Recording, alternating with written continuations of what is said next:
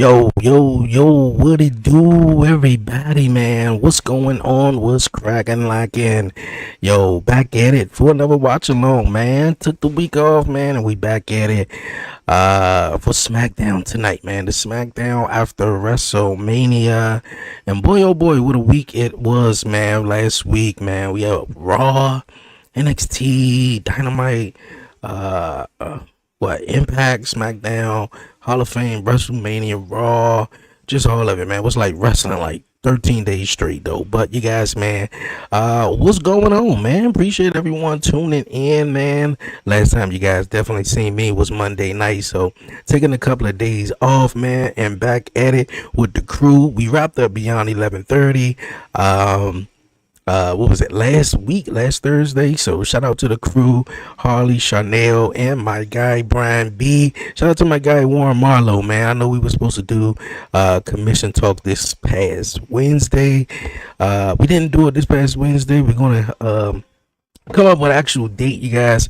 And Wednesdays is definitely fine though, but obviously, with wrestling, just so much in the last week or so, definitely needed a couple of breaks. And obviously the weather been nice, man, and little man, all he been saying is outside, so definitely gotta take him outside. But yo, what's goody, what's cracking, lagging, man? We are live here on YouTube, man, YouTube, Twitch, and we about to be live on TikTok as well, man. Definitely appreciate everybody vibing with me and definitely tuning in. It's gonna be a good show. What we got to look forward towards tonight on Friday Night SmackDown. Of course, the main event, huge main event, which, man, I could petition that this match should have been on the WrestleMania card, man, at least WrestleMania Sunday, because I think that was the lackluster, part of WrestleMania Sunday. But hey, Saturday was definitely off the chain. But you guys, we got a TLC match. I think this is the first TLC match since 2020. We got the Street Profits taking on DIY, and also I believe the Motor City Machine Guns. So that is going to be fantastic, man. I mean, come on, man. Like WrestleMania, what better place to have a TLC match at WrestleMania? But we get it tonight, the SmackDown after WrestleMania. Also, someone is supposed to be making a debut. There's some rumors, there's some things going around. Could it be Aleister Black? Could it be, who could it be? I mean, we seen a couple of surprises over on Monday Night Raw. This past Monday, I'm gonna go live. All right, we're live on TikTok. I won't be able to use my other mic though, but yeah, man. We seen some surprises over on Monday Night Raw. What surprises are we gonna see tonight? Plus, John Cena, the 17-time world heavyweight champion, is in the building tonight. Randy Orton, man. We seen Randy Orton pop up in RKO. John Cena on Monday Night Raw. The rivalry has been renewed. We're about to see how that is going to go leading up to Backlash in St. Louis, Missouri. One last time for the GOATs, man. I think that is tremendously dope, though. All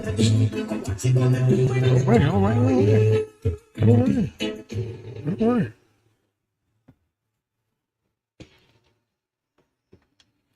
Let me make sure I got the right one. Yeah. Yo, man, we are live, man. We are definitely live. Yo, what's going on, my guy?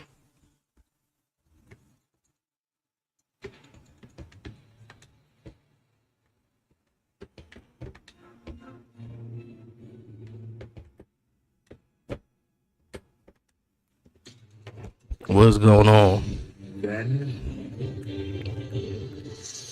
SmackDown after WrestleMania. Yo, what's up? Like I said, Randy Orton, RKO, and John Cena on SmackDown. We definitely want to see more. I hope everybody can hear me over on the TikTok side, man. My mic wasn't actually working. If you want to tune in to the YouTube side, the link is in the description. We're going to get into it. Also, man, what's next for Cody Rhodes after Cody Rhodes losing at WrestleMania against John Cena, so we got some things we about to get into tonight. And you serve a loud and rowdy crowd a guarantee of tables, ladders, and chairs. Angela Yeah. and Montez Ford hold gold. They've been unrelenting in the prime third. Yo, if you're new to the show, man, definitely hit the subscribe button down below, like, comment, and definitely make sure you double tap the screen. We also live on TikTok as well, man, YouTube, Twitch, and on TikTok, man. So definitely make sure you support the live stream, man. They turn the SmackDown before Mania into the personal camera. Yeah. Tonight, we decided on a TLC triple threat, and it's commercial play in the final hour of SmackDown. Plus, arguably the most. You said the final hour is commercial free? That's not bad. I'm gonna have to move this phone on this side.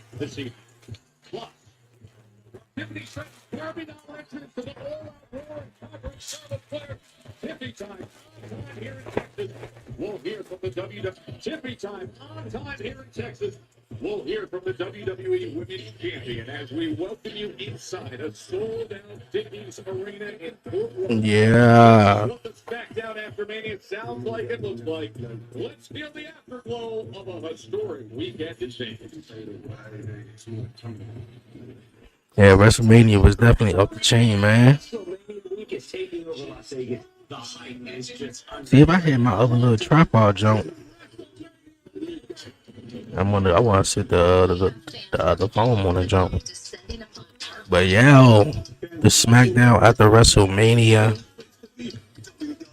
I know one thing we didn't see though on Monday Night Raw. I mean, we did see some NXT superstars, but they were mainly the women, which the women are killing it in NXT. We seen Julia, Stephanie Vaquer. Who else was on that show?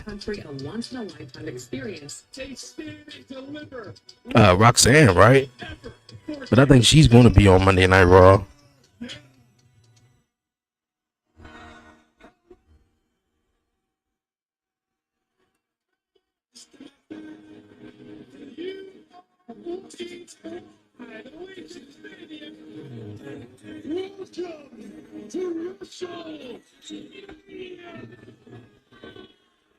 Yeah.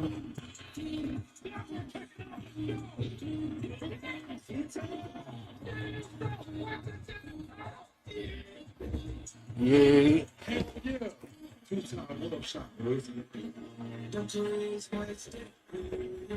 It was so amazing. It's so exhilarating. It's super grateful.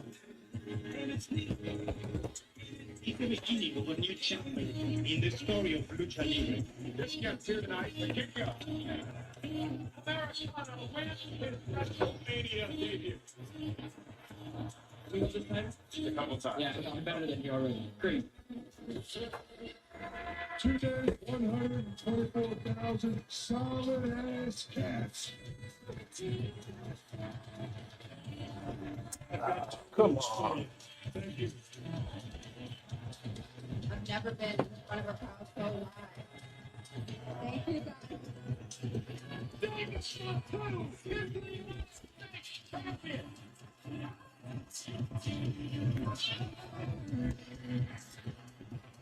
All right, check. 1 2 1 2. Now the Rock's going to be step up into this world. Well, WrestleMania. All right, here we go. But how much bigger can it get? Legit. I just don't think there's a ceiling on it. WrestleMania was definitely crazy, man. It was definitely crazy. Dominic winning the Intercontinental Championship. And definitely, you know, Paul Heyman turning on Roman Reigns and CM Punk. Hey, yo, that's one thing I do want to talk about, though. The Rock, man. Yo, I know a lot of people are mad at The Rock right now, and I think I am one of them as well, man. Because The Rock had the nerve to not show up at WrestleMania, not show up at the Raw after WrestleMania, but then he had the nerve to show up on the Pat McAfee show. He had the nerve to show up on the Pat McAfee show. Oh, I wasn't needed. Oh no, I already caught me, and ticket sales was slow, and that's why I was in here. Come on, Rocky. Come on. Come on. Any other time you insert your ass in any other situation, you tell me, Rock, you couldn't show up at WrestleMania, neither the Raw, the WrestleMania. I think the final ball shit is done. Get the hell out of here, Rock. Come on, man. You blowing me down, bro. All these damn projects. Like, we know you the greatest of all time in the box office.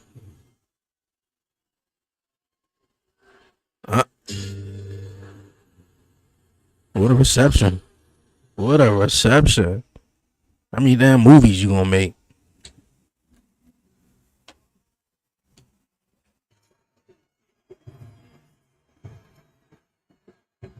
Ladies and gentlemen, please welcome the WWE. For real, like how many damn movies you make? We know who you are, The Rock. Like I was mad as shit at The Rock, man. About 17-time world champion. Last time we saw him waiting. They would catch me in the next man sweater if you hate, let him hate. This entire calendar year, and then leave with the title in his term. Ruin wrestling. Yeah, the self-proclaimed last real champion. I sincerely hope. Yo, appreciate you guys liking the live, man. Respect not only to the people that have backed this man for the past 20 plus years. K Money. For that prestigious championship. K Money. Backwards. It's just Appreciate it. Aiming guns at all your photos. That's a no. Every show John Cena has been on, whether it was Raw. Is this the first SmackDown he's been a part of? Well, he was on SmackDown last week. Every segment I noticed he came out first.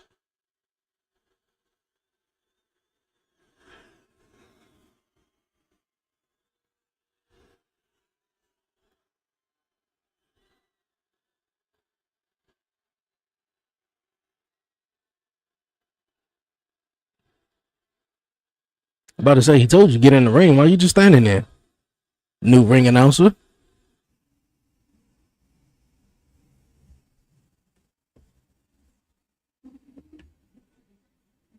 Oh, you about to get him to say something else this time again?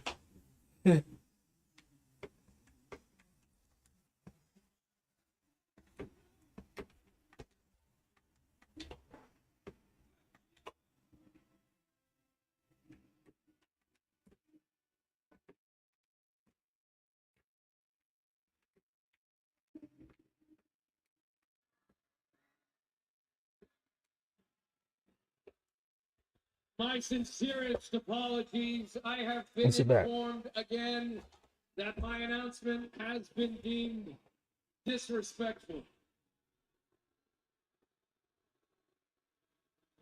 Ladies and gentlemen, please welcome the greatest of all time.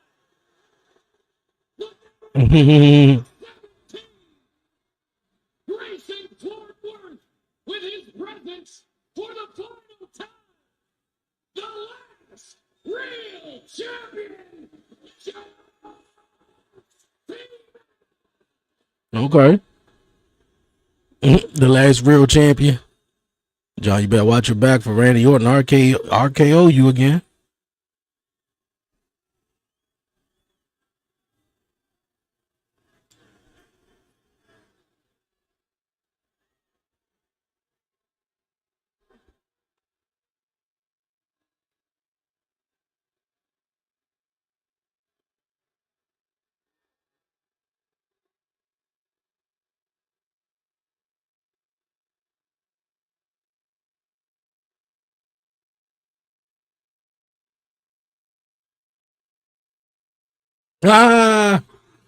Yeah, cut him off, right? Cut him off. Let's get to it.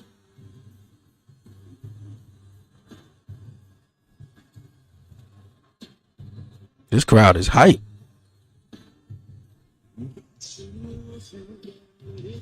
Born is to keep you safe. Monday Night Raw, creeping into the frame with the new undisputed WWE champ was Randy Orton himself.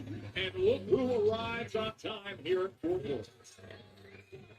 The fight by Randy Orton striking with an RKO and roll, letting John Cena know. Appreciate everybody tapping in. To retirement with that championship on his shoulder. I feel tension rising. That's one thing for Randy Orton to entertain the fans in Vegas with an RKO. They talk to me. To do what he They talk to me. I'm telling you, like when Randy Orton was gone, man, this song must have been on everybody's playlist, just waiting for Randy Orton to come back.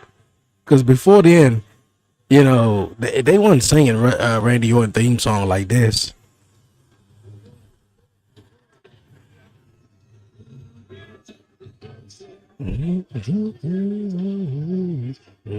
Preachers of the signals and police.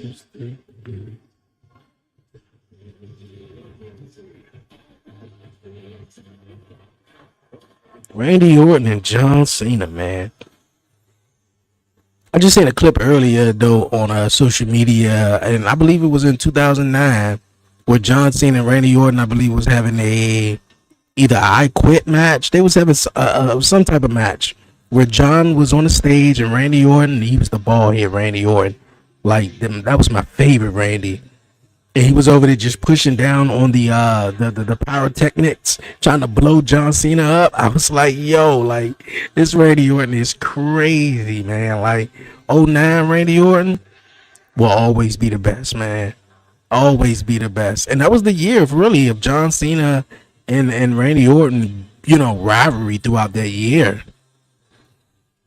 Even the I Quit match, I believe they had, I Quit match, they had a breaking point.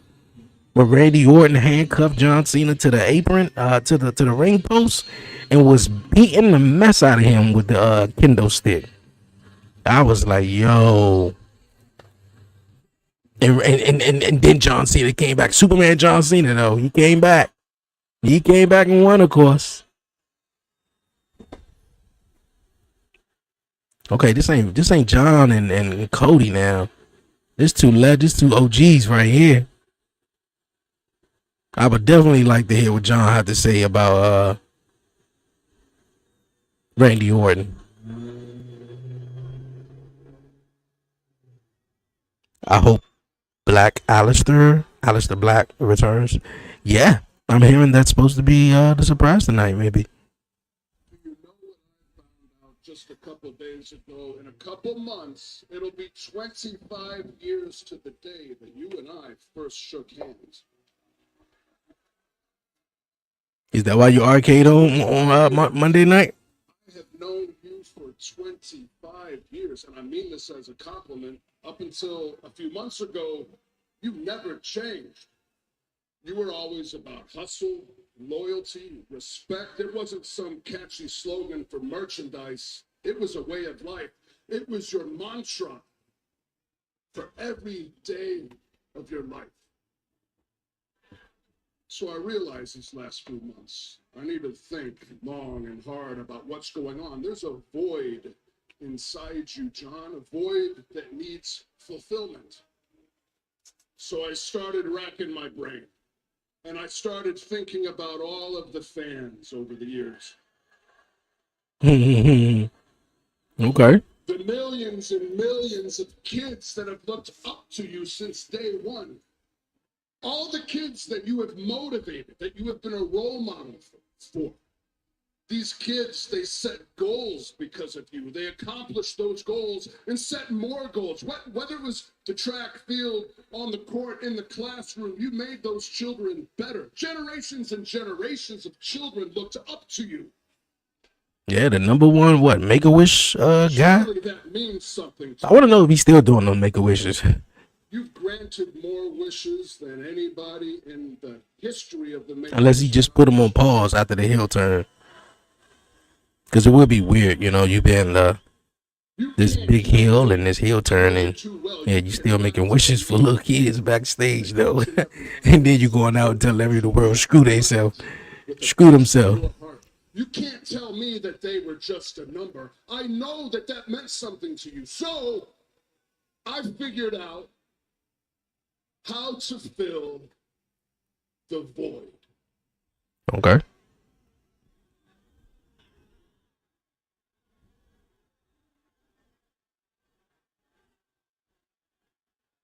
Take it from me, John. You need to have some damn kids. Wait, could you imagine a bunch of square-jawed, thick forearmed little Cenas running around? The world would be a better place. And then you would be back to who you are, who you truly are, who I know you are. You need to become a father, man. Grow up. It'll make you a better human being. Well, damn. Well, damn. Yeah, you ever run into your mother-in-law or your moms, and every time they see you, bro, when you gonna have kids? When you gonna have kids? When you gonna have kids? You should have kids. When you have kids? You know it's getting too late. Doesn't exactly sound like what Randy Orton just said to John Cena, bro. Like, you need to have kids, bro. How dare you? How dare you? You prance out here with a smile on your face under the guise of making me feel better and then parent shame me in front of the whole world. Sound like abusive relationship, don't it? Congratulations, Randy Orton. You have children and you love them. Good for you. What are you about to say? Want to know the real reason why I don't have kids? Hey, yo, if John Cena say F them kids, though. Because I've spent the last 25 years raising yours. Damn, yo.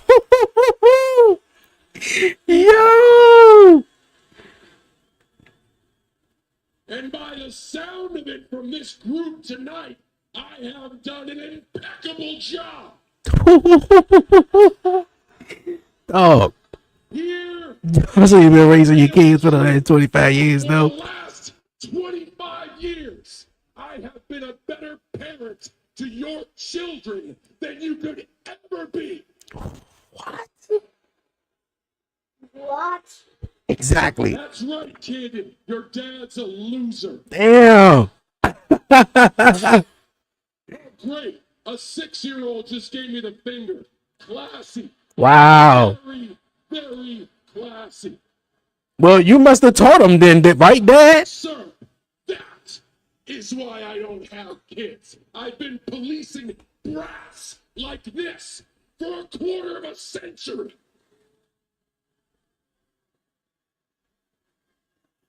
Yo, John is wild. Bit of advice, kid. Never bring a knife to a gunfight. Bet your loser dad didn't teach you that one. Don't look at me like you're going to do something either. John, are we done here? John, no, we're not even close to being done, man. God, that has that Hollywood rock so deep inside your brain you can't even hear what I'm saying right now? It doesn't have to be one or the other. These fans are the reason why you are here standing before me in this ring right now. They're the reason you're in Hollywood right now. WWE is why you made it to Hollywood and you are crushing it. You cut your teeth here. You honed your skills here. You developed your work ethic in this ring. You took it to Hollywood, and like I said, you are crushing it. Without the WWE, there is no Hollywood. And without the WWE universe, there is no WWE. No matter which way you add it up, no matter what kind of... It's so wild, man. Randy is the babyface here. Cena is the heel. The reason that you were standing here today in this ring with me. John, I've made a lot of mistakes throughout my life, throughout my career. I've learned from them. I've had a long journey, but I can go in that locker room. I can hold my head up high and I get respect from my peers. I am a piece of furniture here. I am here to stay. You, man, you're just a guest. Damn, he called you a guest though. We all have our perspectives. I used to believe yours, that without them, there is no WWE. I used to think that we won together. I was wrong. We didn't win anything. I did. I have never needed a single one of these people. They will chant. They will chant in the same breath. Let's go, Cena. Cena sucks.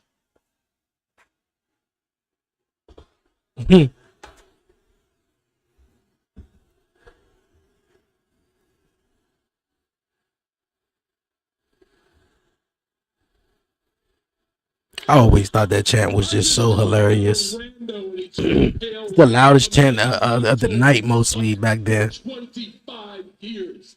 They don't mean anything to me. You are just like all of them. You're all hypocrites. Because once you get tired of me, you can put your energy into any superstar you want to cheer for. But if the roles are reversed and I put my energy into anything other than this, I'm an outcast. I'm a guest. That's why this is dysfunctional. That's why this doesn't work anymore. That is not a functional relationship. That is manipulation. You are simply manipulating the truth to make yourself feel good that you have done nothing with your lives. The only thing that man right there has done is dress up to look like Jack Black. Oh wow! Put the camera on him, please do, because everybody stood up. He's 100 years old, and that's all he has to say for his life. I get criticized and labeled as an outcast, a guest, for simply trying to do something different. You know what? You know what? You know what? I was so stupid. I was so stupid to come out here and think for 1 second that in this weird, bizarre world where I'm a good guy and you're a bad guy, that you would somehow listen to what I'm saying. But the words that are coming out of my mouth, they're not penetrating your thick-ass skull, are they, John? Cody Rhodes, before his badass entrance music starts, since wrestling has more than one royal family, you know he's not just talking about his family, right? He's also talking about my family. You want to ruin wrestling? Wrestling has given me everything. Ever since I came out of my mother's womb, wrestling has provided for me. Wrestling will provide for me, my children, my loved ones, until I am put 6 feet in the freaking ground. Ruin wrestling. You're not going to ruin wrestling. Not over my dead body. Shut your mouth. Okay. You just don't understand, do you? I'll explain it to you. I've already won 17, okay? You've won 14. But after I take this home with me, you are forever frozen at 14. Yes, there will be another show. You will have other matches. They will create some tinfoil title and decide a champion. And if you are lucky to ever get your hands on it, your counter starts over at 1, you babbling moron. What I am trying to do, Randy Orton, is when I leave here, make sure 3 generations of your family is erased.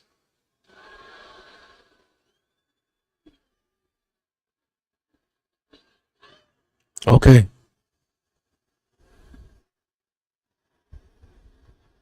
What are we getting out of here though? Like, I hear you, John. You say you're the last real champ. All right, prove it right here, right now. Put that title on the line and fight me. Right here, right now. Come on. That ain't gonna happen. He's gonna run away.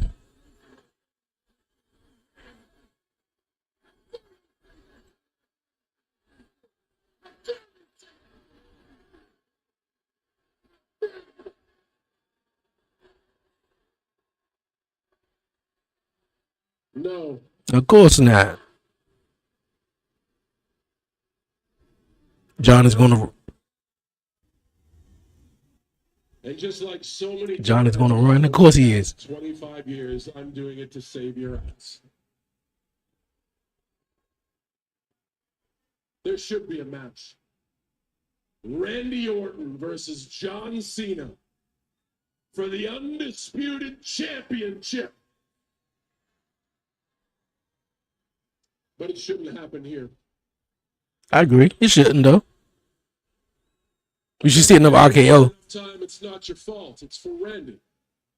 It should happen at Backlash, Randy. Because Backlash is in St. Louis. I know that's hard for you to hear, but for Randy, it's great because Randy is from St. Louis. So you can spend the whole day with your family, Randy. Make sure you show up well rested. Randy Orton at his best. Because I need Randy Orton at his best. Because after Backlash, when you fail, you will have no excuses. John versus Randy Orton at Backlash. Good luck, Randy. This is what the last real champion. Come on, Randy Orton RKO, man. He ain't about to leave out the ring just like that. And this is as close to this champion As John is about to try to hit him with the belt. as you're ever going to get. Oh. Come on, Randy. You gotta get up, man. So you stopping the mess out of Randy, though. That's one thing you never really saw out of John. On Monday Night Raw. Then he's going to take this title and erase 3 generations of your family, Randy. And now he's lining up, it looks like, with that title in hand to hit Randy Orton. Once again, the most desperate cheap shot from John Cena. Looking at the Oh, dunk it. RKO. There you go.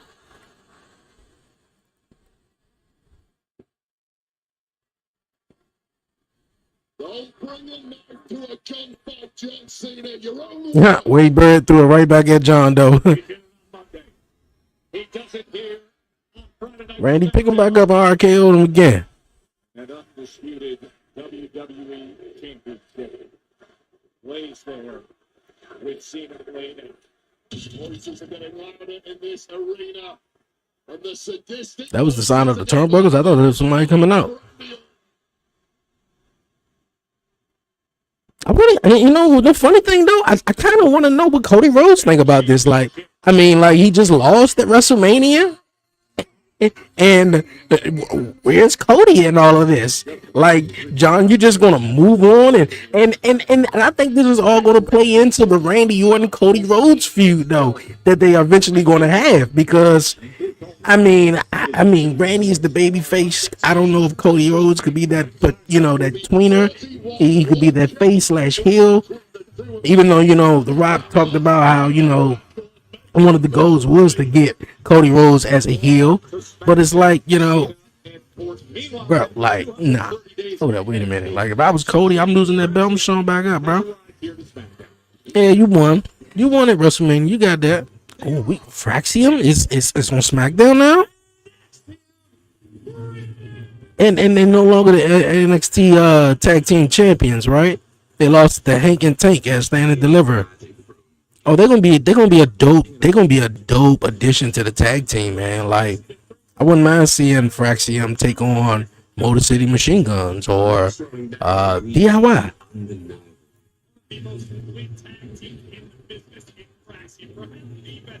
Even the Street Profits, though.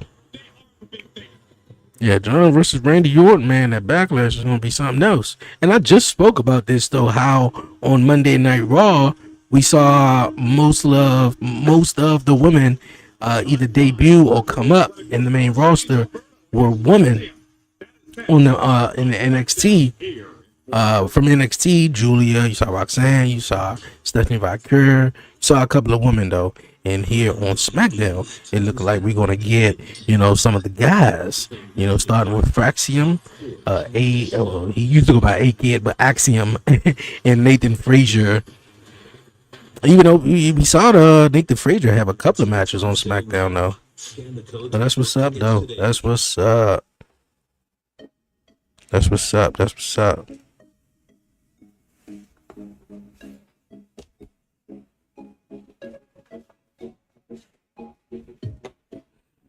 That's what's up. I think CM Punk and Roman are going to team up against Braun Breaker and Seth Rollins. See, that possibly could happen though. That possibly could happen, but I was thinking more so of we do the whole Braun Breaker and Roman Reigns thing. Like we could use Backlash, and in addition to build up to Braun Breaker and Roman Reigns, I don't want them to just have a match, because if you do have this match, who wins? Definitely not Roman Reigns. He's my tribal chief. I love Roman, but this is all for Braun Breaker. Like if you willing to build up to guy, he's the new Paul Heyman guy. Like you're not just gonna have him just lose. Now he could lose in a certain manner though, but I would use Backlash as another step where you build towards another match. I don't know what's the pay-per-view following Backlash or the premium live event, but definitely CM Punk versus Seth Rollins. They gotta have the third match in a trilogy. The first match at Netflix premiere. The second one was at Madison Square Garden, so they gotta have that third one, which I thought it was gonna be a WrestleMania, but hey, things turned out a little different, and it was dope. But yeah, but that can possibly happen. CM Punk and CM Punk and Roman teaming up though. That's not bad though. That's not bad. But at the same token though, like they do have it to where it's like, yo, we could team up because the wise man, turn his back on, the both of us, and Seth versus Braun Breaker. But man, that matchup will be great. And if they did do it, Seth and Braun Breaker will be the winner because Roman and CM Punk cannot coexist as a tag team. So I think that would be great too. And I think that would even build towards the CM Punk and Roman Reigns. So this matchup, it's not bad for Backlash though. But the CM Punk and Roman Reigns, them teaming up will also be a story built towards a matchup that they can have. Their one-on-one matchup that they could probably eventually have, maybe at SummerSlam or something like that. I still want Seth Rollins versus Roman Reigns one-on-one because it's still some stuff there. It's come on, like with Seth Rollins taking the wise man from Roman Reigns, like come on, it's definitely story there. So I can see that John Cena versus Randy Orton at Backlash, CM Punk and Roman Reigns taking on Braun Breaker and Seth Rollins. Most definitely. I was actually calling it to be CM Punk and Seth Rollins one-on-one in a third match trilogy. But hey, we could definitely see. They could do the one-on-one match, and Braun Breaker could be in the corner, and Roman Reigns come out there to try to, well, he's not coming out there to try to do anything, but get his hands on Braun Breaker, and in the midst of that, he calls CM Punk the match. So yeah, either way is fine. Just announced. 15 days away from Cena's first title defense, and it's going to be in the Piper's backyard. Damn. John Cena versus Randy Orton for the WWE Championship. Is Batista going to be on the show too? It felt like 2009 to me though. The only thing different is I like the graphics though. Only thing different is that Randy's the baby face and Cena is the heel. If you would have said that to me like 10, 15 years ago, I'd have been like, okay. I probably would have just been like, I can't wait to see it. And the fact that Cena's the heel, that's gonna be something else. With a combined weight of 365 pounds, Axiom and Nathan True. If CM Punk and Roman Reigns were to team up, pretty sure they are not going to get. They're not gonna get together because Roman doesn't like CM Punk. Agree. I agree. Put it down. Put it down. Put it down.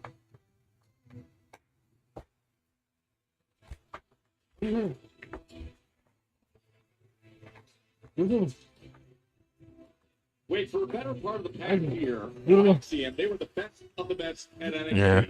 And then this past Totally agree. That's exactly how it would go. And deliver at WrestleMania, they were overtaken by Hank and Tank. Now, a really good chance for Fraxium to set a new course. Yeah, massive acquisition for the I mean, Hank and Tank is, they alright. They're cool. They was building them up though for like the last month on NXT.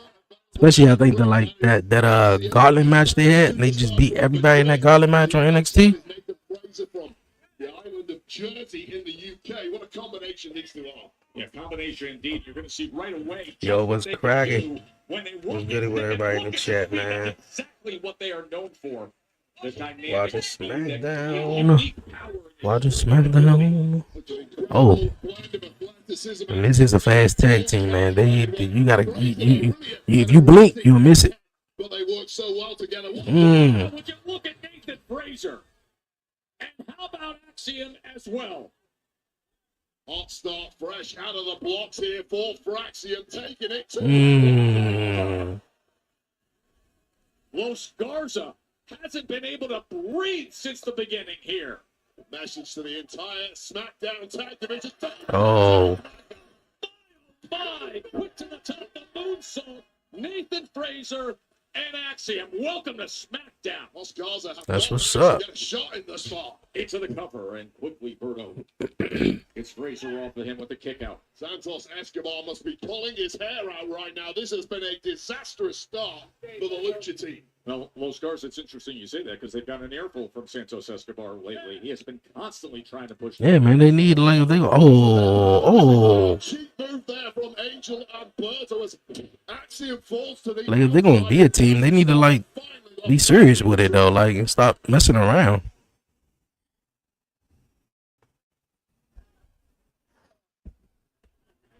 Joe Tessitore and Wade Barrett with you. Fort Worth, Texas. Angel, Alberto Los Garza trying to settle things down against Axiom and Nathan Fraser. Roberto and Angel.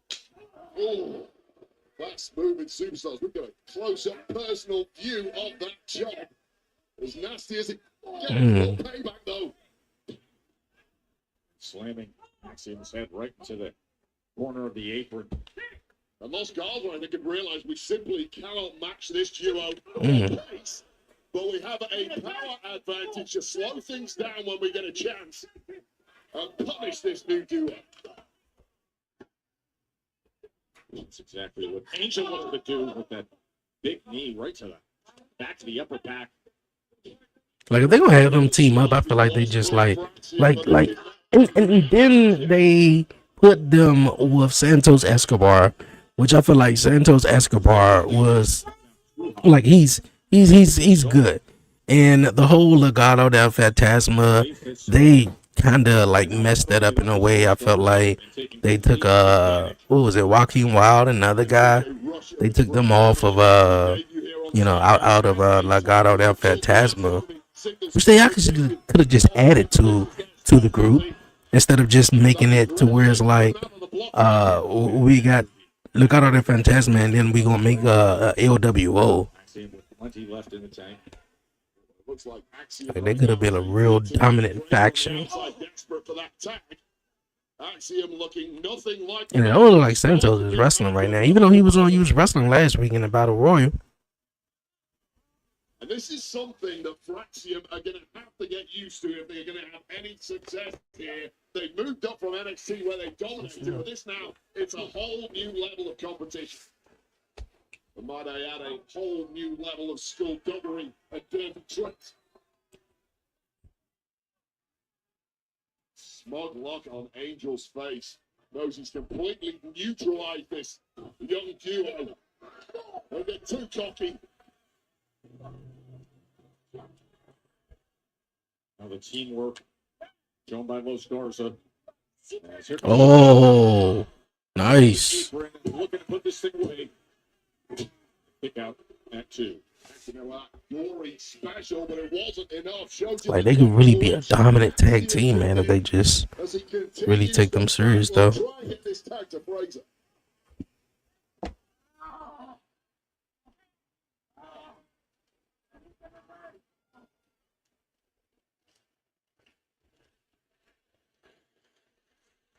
Los Garza from Legado del Fantasma in control right now. Angel and Berto against Fraxian making their SmackDown debut as a team. We saw them individually in recent weeks. Fraxian, who's trying to break free here in his native Spain, and he does. Yeah, throughout the whole commercial, for real, they was just in control. Come back, and now Axiom This is 1,000 miles an hour stop now to make the Fraser. taking back into control. How hard you throw that one? It's got I mean, Fraxium. There's simply no way to block it. Berto in big trouble here. Sling blade and that's Oh. Look at this. Standing moonsault. 2. All that high revving energy and couldn't put it away. I've got to upgrade my eyeballs. The frame rate is simply not quick enough to keep up with Nathan Fraser. No, they are a blur. It is a vapor trail every time he runs the ropes. They're so dynamic in their jaw-dropping movement. But Berto has a trick or two. I got a strong feeling Chelsea Green might lose the title tonight. There was a blind tap. Oh.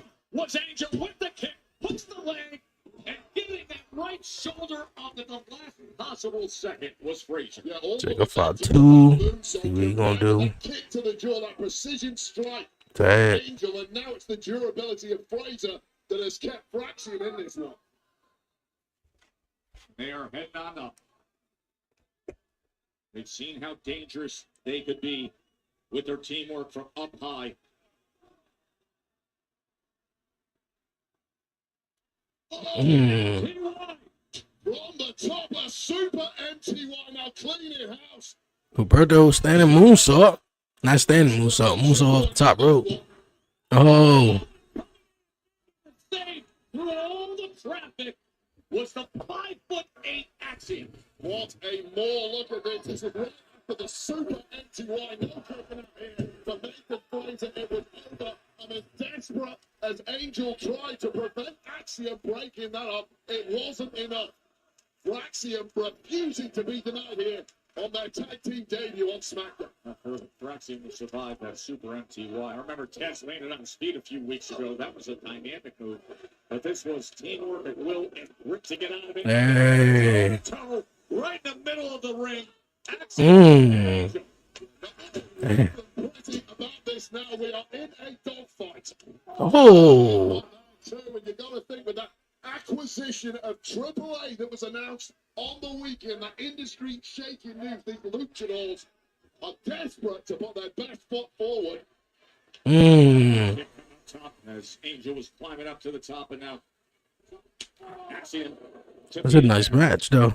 What a thrill ride this has been, but is Power going to win it in the end from Angel? Fraser. Oh. Spanish Fly. Look at this from Fraxian. That's a wrap right there. 1, 2, 3. Nice one, nice one, nice one.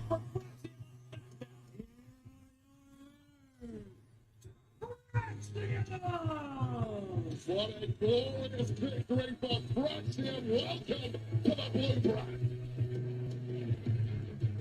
Remember, still to come tonight, a TLC triple threat. DIY, they're getting ready for it against the Street Profits and the Motor City Machine Guns. I mean, Tommaso Ciampa look weird. Did he cut his beard? I think that's what it is. He look a little weird, little strange, look different. Carmel, you're next. You ready? Man, I'll get ready. I'll stay ready. That's why I'm him. Who's him? Me. I'm him. You mean Kim? No, me, him. Oh, Tim. Him. Oh, Jim. Oh. Wow. I am him. You need a Snickers. Get the wings. Yeah, I'm him. I ain't need Snickers, bro. For real. But yo, really great matchup, man. Really great matchup to kick off Friday Night SmackDown. With Axiom, man. Fraxium, actually. Fraxium. I keep saying Axiom. And if I do say Axiom, and Nathan Frazier, known as the tag team Fraxium, making their SmackDown debut as a tag team, taking out Huberto and Garza, man. That's what's up. Really great. All right, man. Coming up next, obviously, we got Tiffany Stratton, who went one-on-one at WrestleMania Saturday in the semi-main event against Charlotte Flair. And what a matchup it was, though. It was one of the matches that I thought it was decent.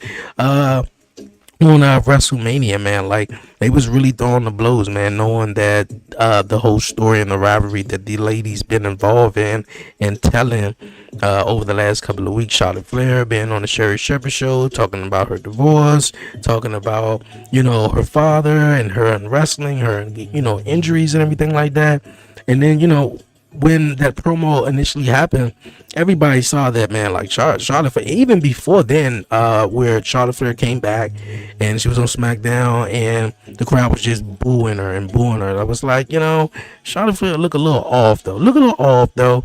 Then she had that promo side by side interview with Tiffany Stratton, and then she cooked her. She really did.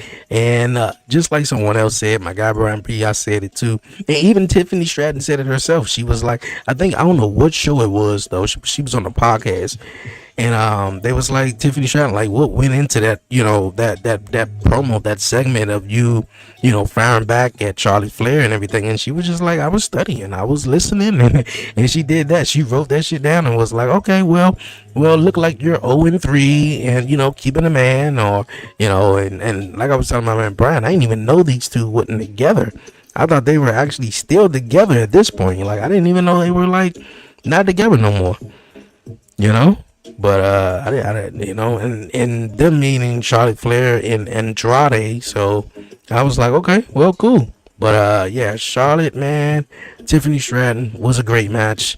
I see Charlotte Flair, man, either going to the back of the line or just actually taking a little bit more time off after WrestleMania, but I'm pretty sure we probably won't. I hope we see Nia Jax. What was Nia? Nia had a hell of a year. Why wasn't she at WrestleMania? And I know everybody can't be at WrestleMania, but it's like, come on, man, you bust your ass the whole year and not to be at WrestleMania. Nia Jax was definitely one of them. Bailey, I know a lot of people was in the uproar that Bailey was taken out of WrestleMania, whether it was an injury or they just took her out and just replaced her with Becky. I'm not even sure. Solo Sikoa, and didn't wrestle at WrestleMania 39, didn't wrestle at WrestleMania 40, didn't wrestle at WrestleMania 41, and he came out with Jacob, but I thought he was gonna like be ringside, but that wasn't even the case. So it was like, yo, man, like, damn, man, Solo, man, my guy got one of the best theme songs in the game right now, man. You couldn't hear that bumping down at Allegiant Stadium. Like, it was crazy that some people, really got left out for, others. But hey, man, like, solid show, man. We back at it. Sale today for Saturday, June 7th, Money in the Bank in Los Angeles. You can buy tickets in Ticketmaster. Experience the non-stop excitement at Money in the Bank with On Location, the official fan hospitality partner of WWE. Unrivaled access, unmatched service, unforgettable experiences. Find your package at onlocationexp.com/WWE.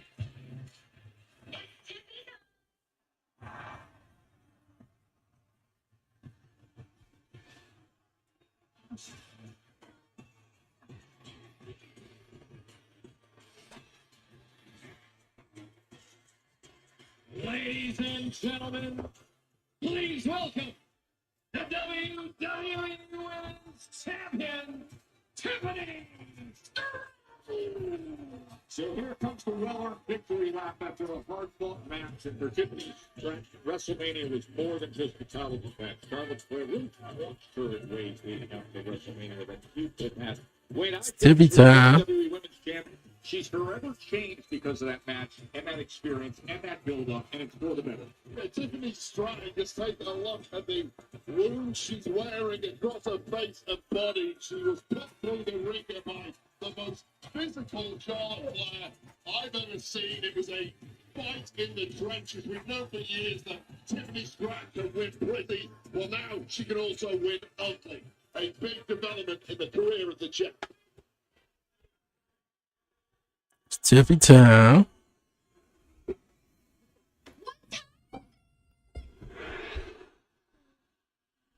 That's right. At WrestleMania, in front of 60,000 people, it was Tippy time. I went toe-to-toe with one of the greatest of all time, Charlotte Flair. Oh. Shout out to Charlotte, though. There were moments when I doubted myself, and the pressure got to me, but in the end, I prevailed, and I walked out of WrestleMania, and still, your WWE Women's Champion.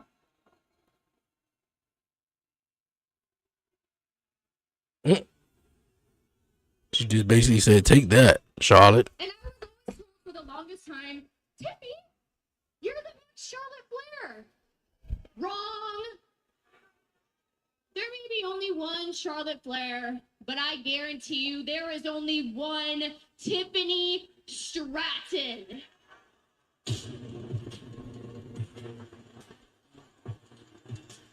Okay. And I said this too. I said, so where does Jade Cargill go from this? Like, she beat Naomi. Like, she was tag team champs. Obviously, she gonna come out here and try to get a championship match. Tiffany, cut it. But I knew Naomi coming out. Naomi ain't gonna be rocking like that. You ain't gonna think you just gonna get away that fast. Was very impressive. But that did nothing but create a bigger target on your back.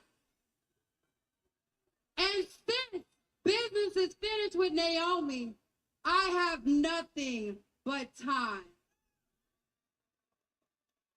So I think it's time for me to remind everybody why I came here to WWE. I think it's time for everyone to see why I came here to be a champion. And I think it's time for you to understand just because you beat Charlotte doesn't make you the best, especially when you haven't faced me. Okay, well, why don't you put your money where your mouth is and let's get a rip out here, right now. Okay. Where Naomi at? A little WrestleMania encore to the match. Oh, we really getting a riff out here though. Oh wow, it's coming up next though. Okay, is that what we doing here? I don't think we gonna do that though. They gonna come out for commercial break. They gonna ring the bell. Naomi gonna come out here and distracted and everything. That's exactly how I feel that one going. Cause there's no way though. No way Naomi just gonna sit in the back and let you have a title shot. You think you won at WrestleMania, huh? Okay. I'm gonna show you something. Oh.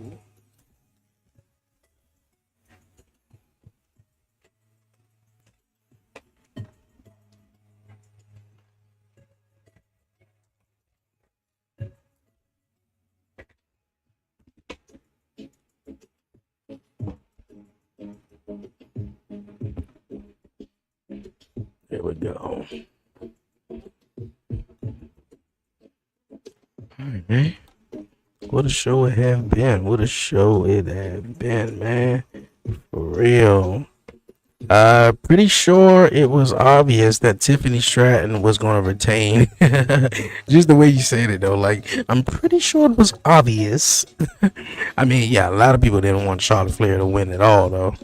You know, and I didn't want Becky and Library to win at WrestleMania, but I'm cool with them winning because although they had a rematch the next night on Monday Night Raw, I'm all cool with Liv Morgan and Raquel winning back to tag team champions, and I think they are now a 4-time women's tag team champion. So that was cool, though. Yeah, I'm pretty sure everybody was yeah, it was pretty obvious though, Charlotte Flair actually being the OG in the women's division, and you got Tiffany Stratton who's new coming in, and you had Charlotte Flair take on Tiffany Stratton. It's basically like you have a talent like Charlotte Flair working with a talent like Tiffany Stratton who's new, who really got buzz surrounding her. She was Miss Money in the Bank. She cashed in. She became the champion, and a nice little storyline with Nia Jax and Candice Michelle. How Candice Michelle came in and tried to move Tiffany Stratton out the way and try to become Nia Jax's new lapdog, and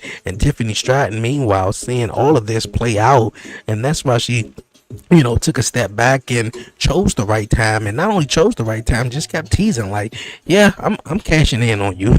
So like, yeah, you have Tiffany Stratton take on Charlotte Flair at WrestleMania. It's more buzz surrounding Tiffany Stratton now, and not just because of the match, not because of the interview, just you could go back to even NXT, the matches that Tiffany Stratton even had with Becky Lynch. Like she can really go though. Like she was annoying at first though. Like trust me, she was really annoying though. So now that she's gotten over, and she's doing her thing though. So yeah, it's pretty obvious. But we're gonna see who's gonna be our next challenger. They may make it a triple threat match between Tiffany Stratton, Naomi, and Jade Cargill at Backlash. Though that's my prediction for the women's championship match. We only got 5 matches though, so we got Cena, Randy Orton. You mentioned the tag team match between Roman and Punk taking on Seth and Braun Breaker, or either Seth versus Punk. It's fine with me. And then you got a couple other matches, that could possibly go down. Well, So, this is one of those all right. unexpected gifts that just arises every so often. Tiffany Stratton and Jay. Okay, we actually having a match. Okay. Instantly saying, you know what, let's just do this. Now, what I'm curious about here, Wade, is we saw them both in action Saturday at WrestleMania in Vegas. But for Jade, listen, 2-time women's tag team champion. Now, trying to gather a little momentum on the singles side. Gets the win over Naomi, and now gets to prove herself here against Tiffany. Yeah, I think it's a good point. We've seen Jade Cargill at the top, but you're right, it's been in the tag rank. It's really champ in the tag world here. His partners, one of the greatest of all time, Bianca Belair. How much load were you really carrying? Were you being a passenger on those victories? Well, clearly, Jade Cargill proved against Naomi at WrestleMania. She can stand tall. Up, stack her up. 1, 2. And now Jade Cargill clearly trying to follow up that big momentum. This is their first time going 1-on-1. You can kind of like tell. Tiffany Stratton, what a statement it would be if the Storm pulls out a big dub tonight. You, Cole, and Pat were on the call for her victory against Naomi. How about some of the displays of power we saw that night? Yeah, well, these are two great athletes in very different ways. For me, the key with Jade Cargill is that power. There was a moment at WrestleMania, she plucked Naomi. Naomi was going for a blockbuster. I cannot stress as an athlete how difficult that is to pull off. The strength and balance and core power to pull that off is ridiculous. There's nothing you can do in a gym to train for that. It's just God-given talent. Now, here's an example of it. And Stratton, and look at that arm drag there. Tiffany, of course, herself. There it is. Backbreaker's catching her in midair, but Tiffany herself. That was a backbreaker. It looked like test of endurance. a side, more so a side. I don't even want to say a side breaker because they don't even sound right. As you see, Stratton now coming straight in with that running hip attack as she had Jade up against the ropes. What impressed you the most with Tiffany? I'm about to say that looked weird as a mother. Like, His ability to not be swallowed up by a spine buster. Big spine buster there from Jade Cargill. Hold on. All the pressure on the shoulders of Tiffany Stratton. It was a ginger kick out there. Boy, was it. Stratton is hurting here. Well, listen, I mean, we saw what she looked like. Yeah, this match is a little off. Again, just pressing down on the shoulders and able to get that left shoulder up. Well, Stratton still Yeah, this match is loses all real over the off. body, especially on the floor. Like I said, I don't even know if it's just because they first time. Selections, I think it was. A lot of roll ups too. Went for that knee, but Just two. instead, Stratton went right into the corner. That's the third spine buster of the match. Jade Cargill just gave her two. Jade easily getting that left shoulder up. You've got to think the kind of wars that these two women both went through a few days ago at WrestleMania. There's a lot. It was like they was just like, let's try it. Let's just go with it. It was their first time going at WrestleMania. Jade Cargill getting in the ring with Tiffany Stratton. It was just cool. 112 days as champion for Tiffany Stratton, but not backing down from any challenge at all. Then it is Tiffy time. You know, it's hard to believe, Wade. She has been headlining. She touched the leg here. And once again, the kick out. She's been headlining for so long now, but it's hard to believe that this past weekend was Stratton's WrestleMania debut. Yeah, it's pretty wild. I mean, she's been in massive events before, most notably probably at NXT, where she's been at the main event level there. And really parlayed that in super quick time to be the Better watch it, Tiffy. I'm about to say this the second time doing it. 4 years ago had nothing to do with this industry. Perhaps the quickest developer ever and in full control here against Jade Cargill.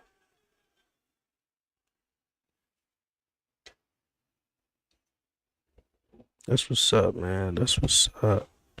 On Wade with you from Fort Worth, Texas. The instant match that was just made, Jade Cargill and Tiffany Stratton. The night opened up with. I didn't even know this match was gonna go on this long and have a commercial break on it. As it has been. But as they still wrestling during the break. Two. May 10th at Backlash. Maybe after they, when they come back fully from commercial break, then Naomi comes out here and distract Jade Cargill from actually winning the match. This match coming about 10 minutes ago. Because Tiffany Stratton, win or lose or draw, she don't really have nothing to lose in this match. I mean, Jade Cargill is the one who got something to lose.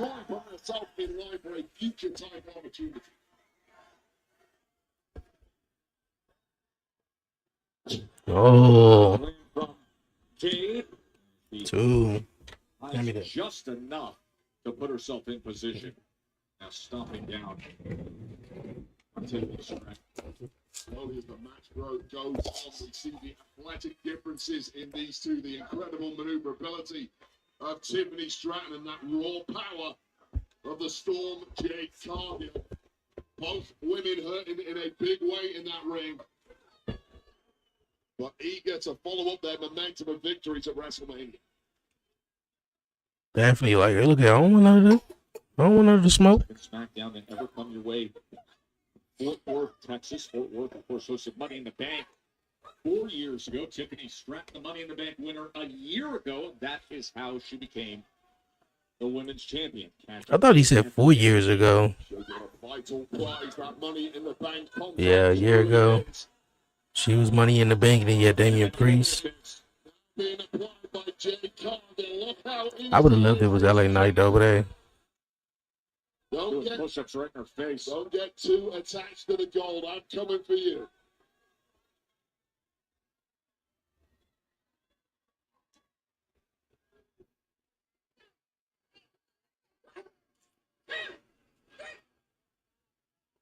Come on. Appreciate everybody tapping in, man. We live, we are live, man. Definitely like, share, follow, and subscribe. Perhaps more equal in experience, Jade Cargill, and right now Tiffany Stratton is not faring well.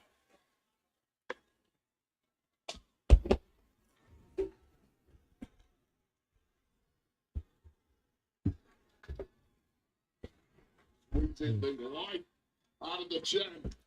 New questions being asked of Tiffany Stratton just after she passed the previous test. This is the life of a champ in WWE, but now firing back. Oh, the kick went to the sternum by Jade Cargill.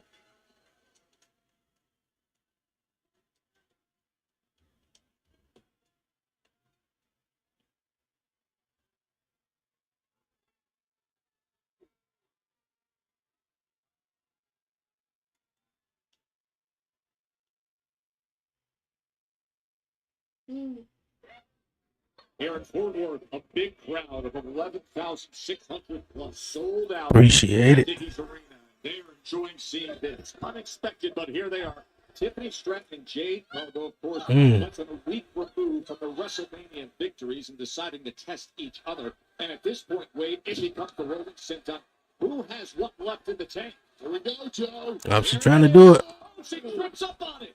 Now jumps up pretty gets out of the way. Yeah, that was a slip that did that.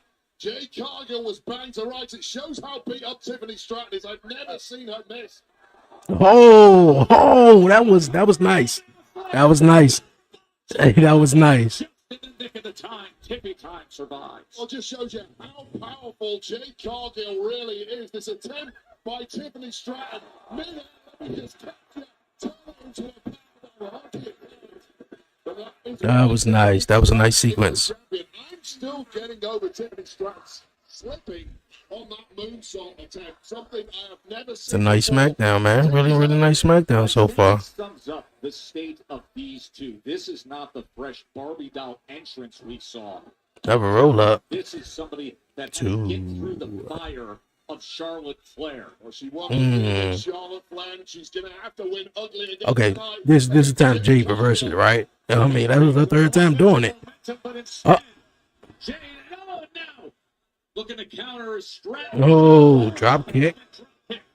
1, 2, 3. Oh no. From Tiffany Stratton, I'll tell you right now. All right. Get your head out your hands and just keep going. From midair, attempting it. Scarpering out of there was Tiffany Stratton and almost pulling out the win.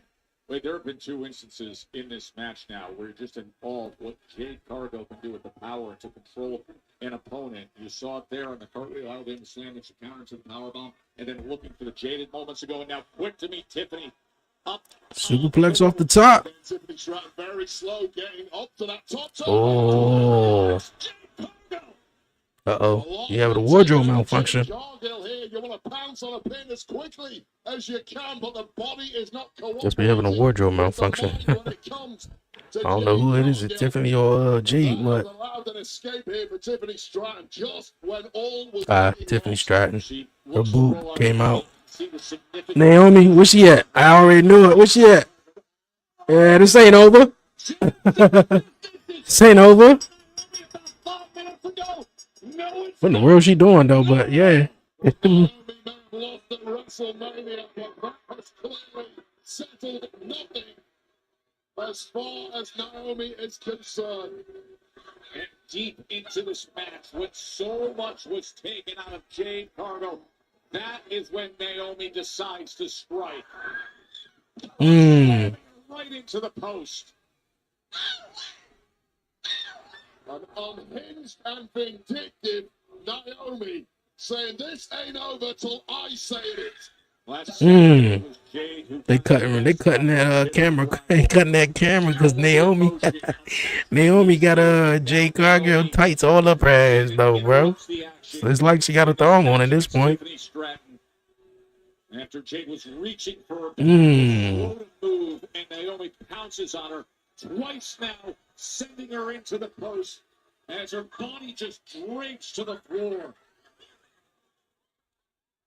Tiffany Stratton back on her feet.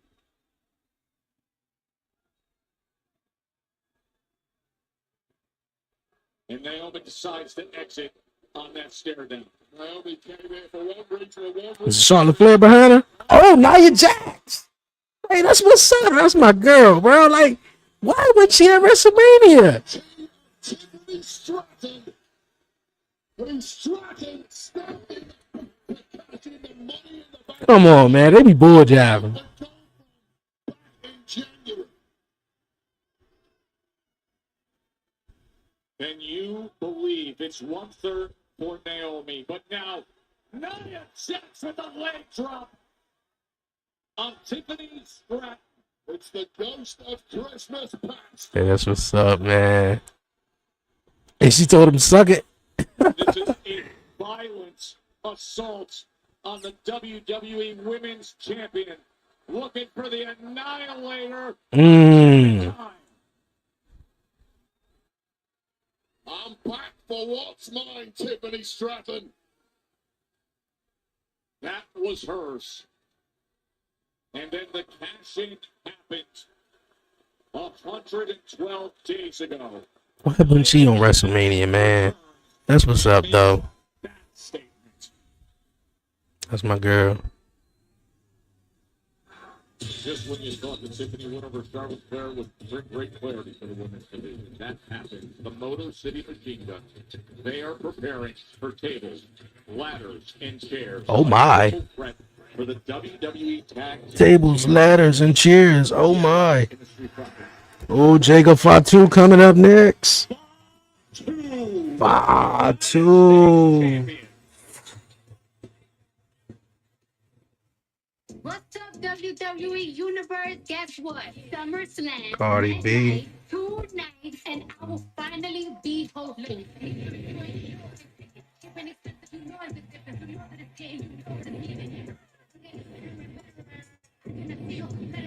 And nobody better try me. WWE SummerSlam, a 2-night event at MetLife Stadium. Scan the code to register for pre-sale information. We gotta turn up.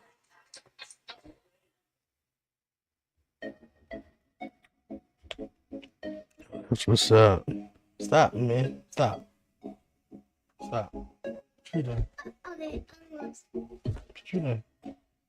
Almost. It's nasty. Yo, appreciate everybody tapping in, man. Liking it live, man. Real for real.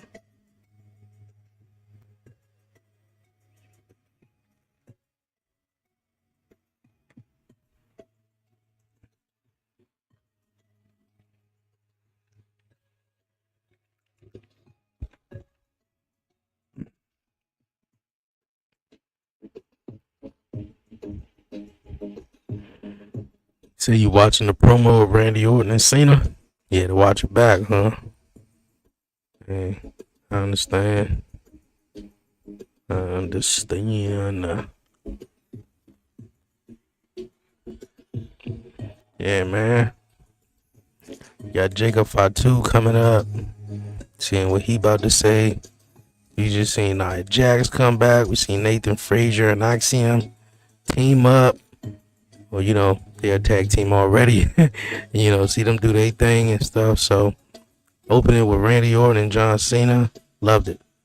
First hour of SmackDown is definitely going to be dope. I don't know if they said the last hour or the last 30 minutes is going to be commercial free, but hey, that's what's up, man. Real dope SmackDown tonight. Wherever you guys at in the world, just tapping in. Appreciate everybody tapping in on TikTok as well, man.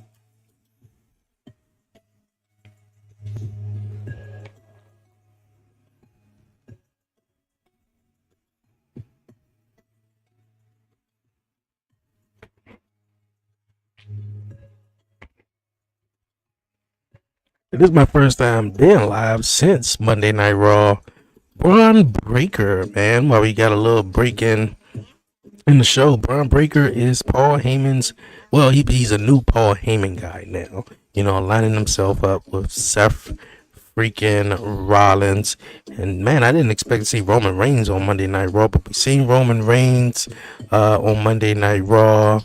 And man, this whole story of how it's playing out with this, because you know, rumors about this new faction, you know, that Paul Heyman may be putting together, Seth Rollins, a couple other people, but we're gonna see. But Braun Breaker, man, they've been planting this seed for a while with Paul Heyman showing up on NXT, or whether, you know, he was talking to Ava at one point, and he had a backstage segment with Braun Breaker as well, keeping his eye on him and seeing how everything is playing forward.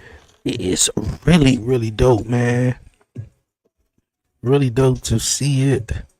And I think Braun Breaker gonna be real badass, man. I was like, man, where my man gonna go from here after losing the Intercontinental Championship at WrestleMania, which was dope, man, because he 2-time Intercontinental Champion. I mean, where else you can go? I mean, he really wasn't doing much. So put my man in a nice story where if you don't want to have him defended, you know, every week or every 2 weeks, then do that, though. But put him in a nice story. And I think what they did with Paul Heyman, It's perfect. Dickies Arena sold out. Perfect. Check it out. 16 miles away from AT&T Stadium. Of course, it was 3 years ago. That was the home of WrestleMania. WrestleMania 41 in Vegas, where one of the big stars of the night was Jacob Fatu, becoming the new U.S. champion.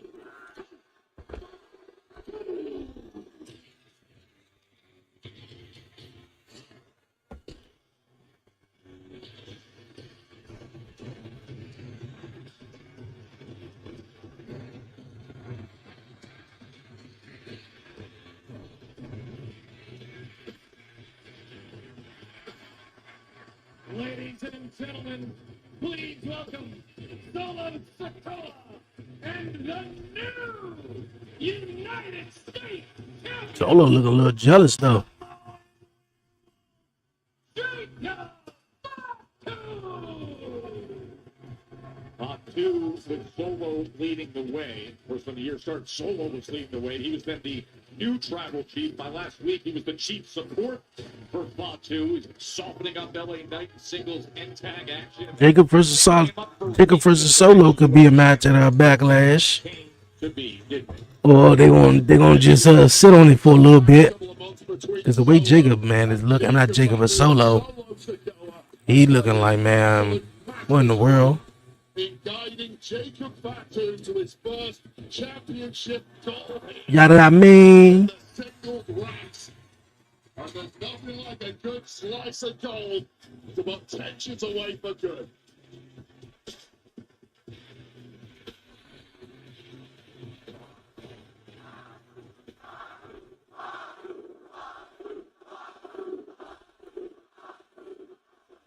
Fatu.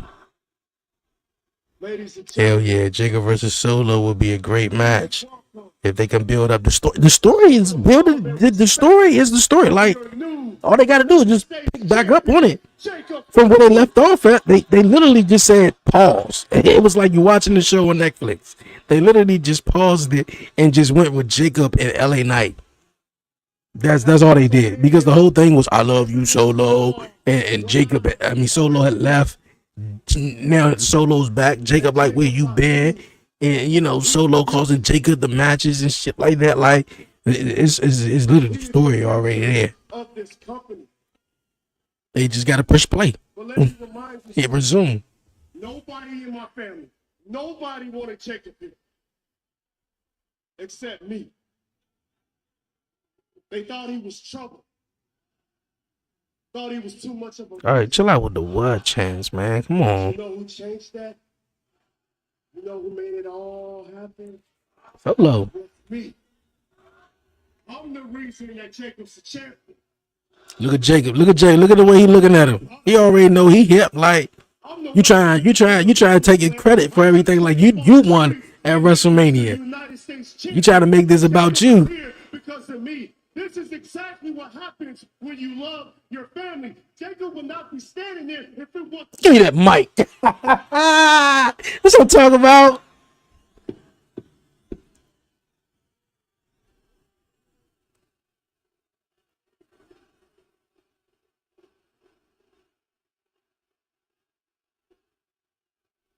See, let's not get it twisted. I told you I was going to win the U.S. title.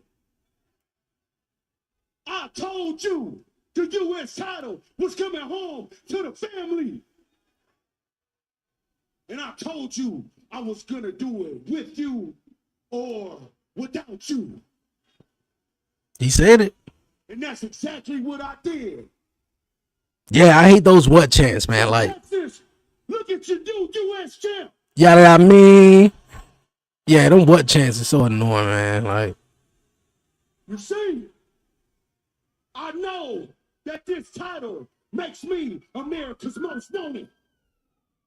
Hey, I know that this title makes me a menace to society. But at the end of the day, you better get in where you fit in. Because I'm all gas, no brakes with it. Yada I mean. yada I mean. He put that shit on the shirt. I'm sorry, LA. Like, you ain't getting your title back this time. Yeah.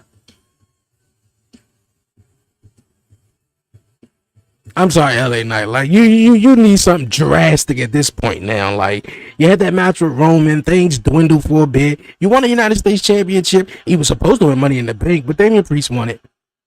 He won a title from Logan Paul. Won a title back from Shinsuke. Go win the Intercontinental Championship. Who the Intercontinental Champ? Dirty Dom. I think that'd be cool for him. I told you you need a BFT. Nah, Solo tried to take Jacob's credit at WrestleMania, and all Solo did was just walk with him in his interest. Reach out, grab the rope, and good for you, because after that, you're able to capitalize. Not only that, man, Solo trying to take all the credit, but remember when Solo lost his match against Roman, he took his little ball and went home. And Jacob was holding it down. You got to understand something. I walk back there and everybody says, man, you had a hell of a match at WrestleMania. But I ain't worried about having a hell of a match. I'm worried about winning. I'm worried about taking that championship. And if you can't understand what I'm saying is I want my rematch and I want it right now. You ain't dressed out here like you want it. Drew McIntyre. Okay. This keep getting good.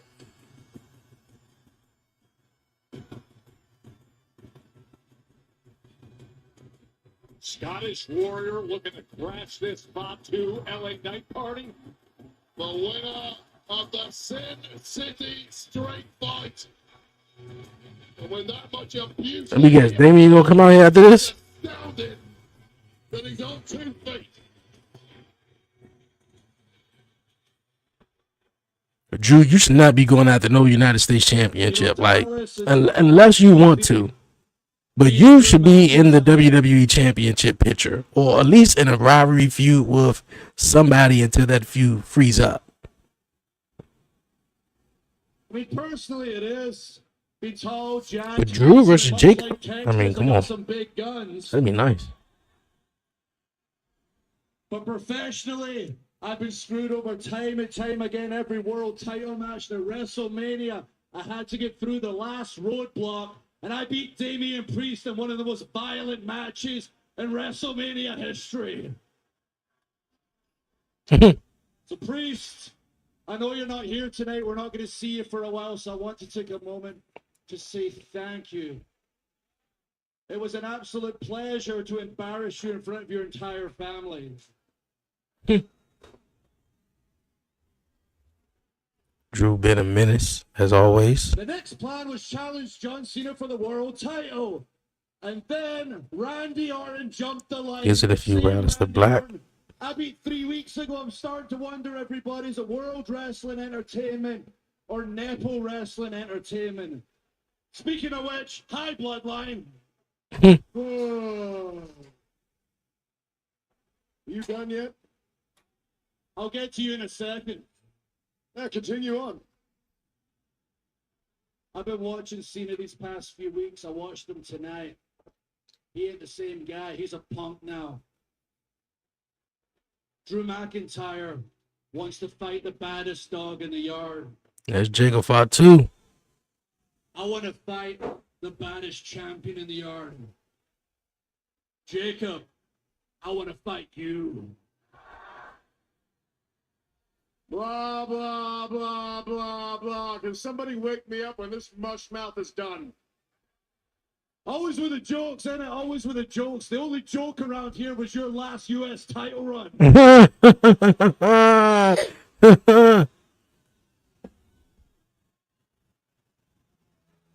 Oh! I would say your last title run was a joke, but I can't remember it. I thought he was going to actually go with it. I thought your last title was a joke. That's why no one showed up in the crowd. It's my time when I And that would have hurt him. That would have hurt him. I was like, dog, look at that was out of my control, bro. Make claim to that U.S. championship. I tell you what, you think you deserve it so bad. Why don't you come on in here and show me?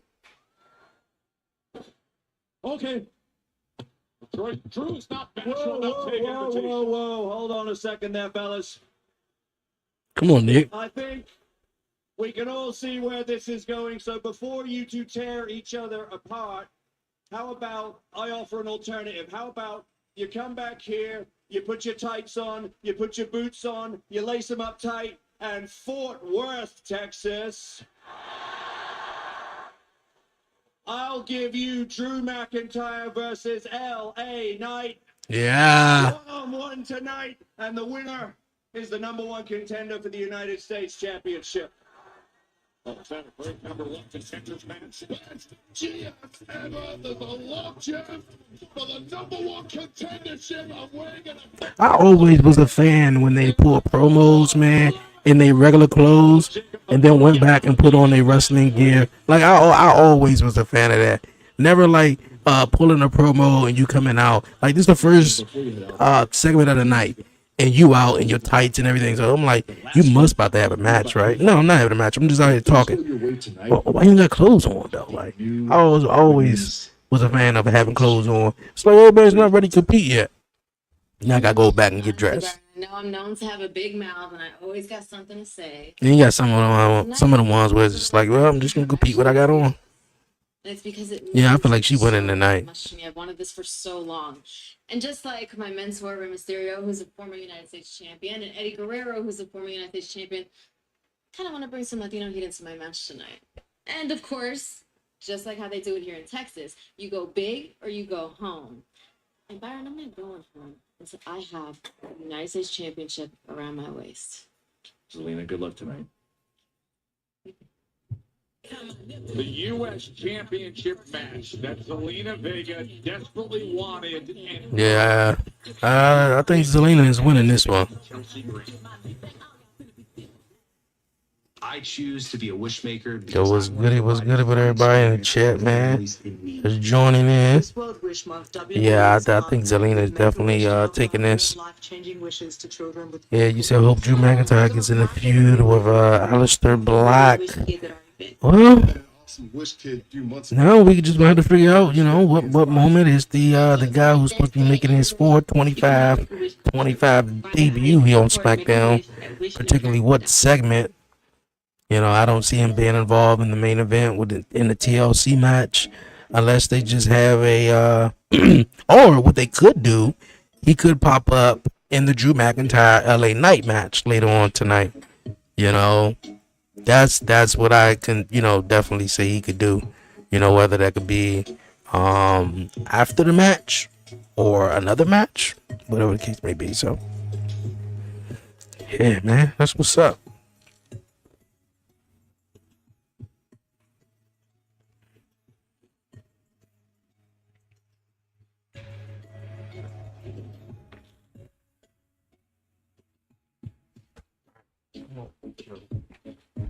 Pants.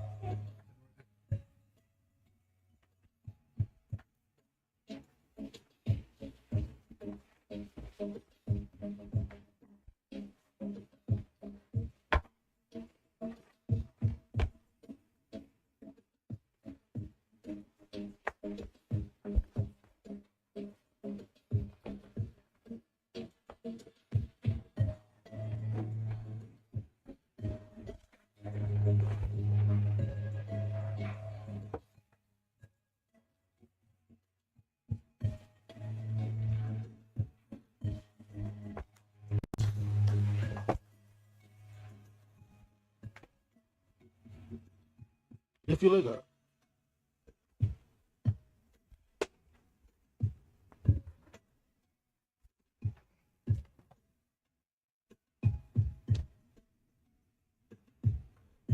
Yeah.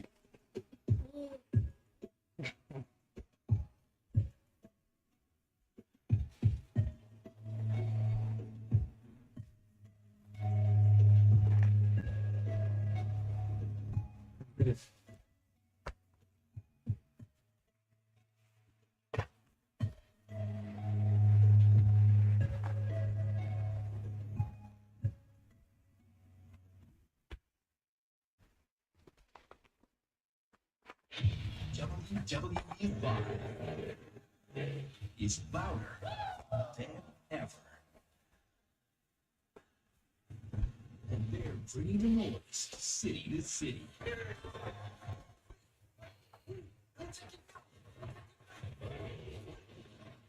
Oh.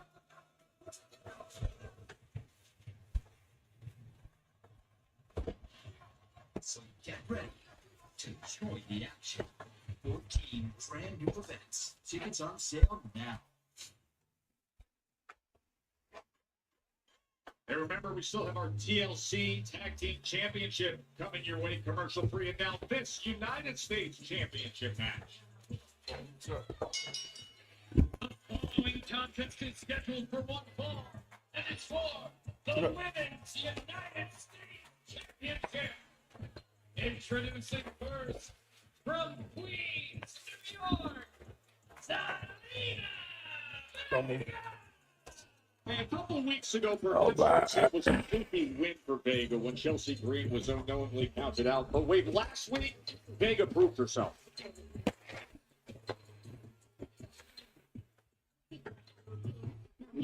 In that singles match, we don't need Secret Service at ringside. Thank you so much. Well, that lack of Secret Service protection for the champ on the back foot. But Green almost grabbed victory before things went downhill. Vega connecting with what is a super. Yeah, Zelina did get her win last week. Stop, man.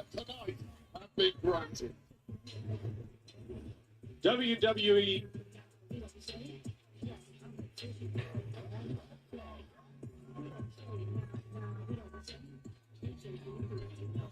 Yeah.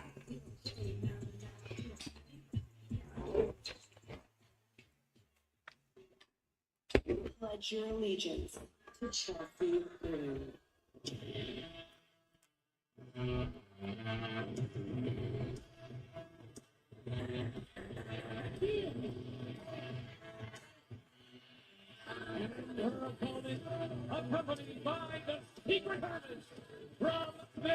I don't want Chelsea the Green to lose this though, but I just feel like she's gonna lose it. And Zelina do deserve, a nice title run. And now we got the Intercontinental and United States Women's titles. It's very much possible she could be walking away with the championship tonight. Even if she do win it, I want Chelsea the Green to win it back. Because now when you think of the United States Women's Championship, you just think of Chelsea Green now.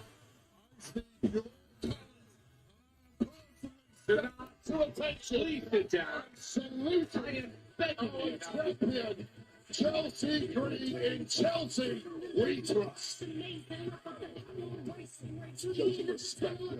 You are absolutely incorrigible when it comes to Chelsea Green. That is what is on the line. That is what Zelina Vega has earned the right to fight for. The United States Championship. But Green tries to go on the attack early on, and Vega gets out of the way and delivers right hand after right hand. Wade, after 2 straight wins against Chelsea. Damn, Zelina, short as I don't know what compared to Chelsea. 2 straight wins. Pump the brakes there. There's a caveat. The caveat being on those 2 straight wins, the Secret Service were not here to protect the champ. They're here tonight. I'm sorry, who's protecting Zelina Vega? Zelina Vega, if she has no protection against somebody as talented as the champ Chelsea Green, is going to lose, Joe Test. That's how this works. Now, Vega came up with a very good win that we just saw moments ago, a week ago. Non-title match to her. That part of that was the count out. By the way, Ryan Tran, the same referee for this championship match, he's had an outstanding. Oh, Does the best possible job he can. he just drop kicked her off the apron. When there was that count out a few weeks ago. Yeah. Oh, look at Alba Fire. He's become known as fast count referee. I'm telling you. Piper Niven. Keep me with The the running senton. all of a sudden, the secret purpose takes advantage. Hey, they got to do whatever they got to do to protect Chelsea Green, you know, as the secret of Hermes. Yo. Piper Niven and Alba Fire, the protection team, the secret purpose, as they have been dubbed by Chelsea Green. By the Green regime. And there's a reason why Chelsea Green is at the absolute top of the women's division and representing the entire United States. So look at Zelina Vega struggling to get back to her feet. They're trying to beat the count here. careful what you wish for, Zelina Vega. You got a lucky win 2 weeks ago. Got a impressive win the week after that, but lightning simply does not strike 3 times. Chelsea Green on all that pressure to the back of the neck of Vega while her throat is pinned up against that middle rope. I'll tell you what, Joe Tess, it is so difficult to earn yourself a championship match at this level. Zelina Vega feels like she's done the hard work, and how sour it is going to taste. Oh. Third stop into the turnbuckle. How sour it will be for her is to lose this. What are they doing? Are they demanding that the...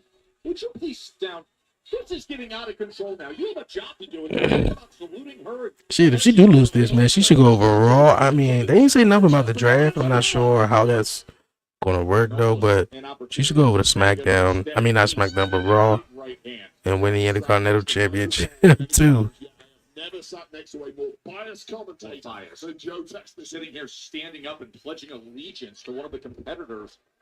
You're broadcasting and analyzing the matchup. Look at the leg. Vega able to kick out of it.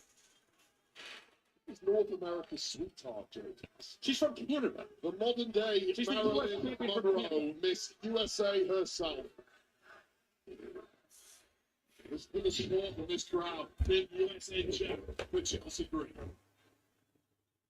See the constant struggle for Zelina Vega after that attack on the outside by the Secret Hervis. Vega is a diminutive underdog in pretty much every match she's in due to her lack of size. Is he just frontwards flipper? Never complains. Just like her mentor, Rey Mysterio, she seeks to overcome disparity. This is the problem for Chelsea Green. This frustration when things stop going her way. When she stops pulling out the victory, that's when the focus leaves the mind of the champ. And that could be a window back in for Zelina Vega.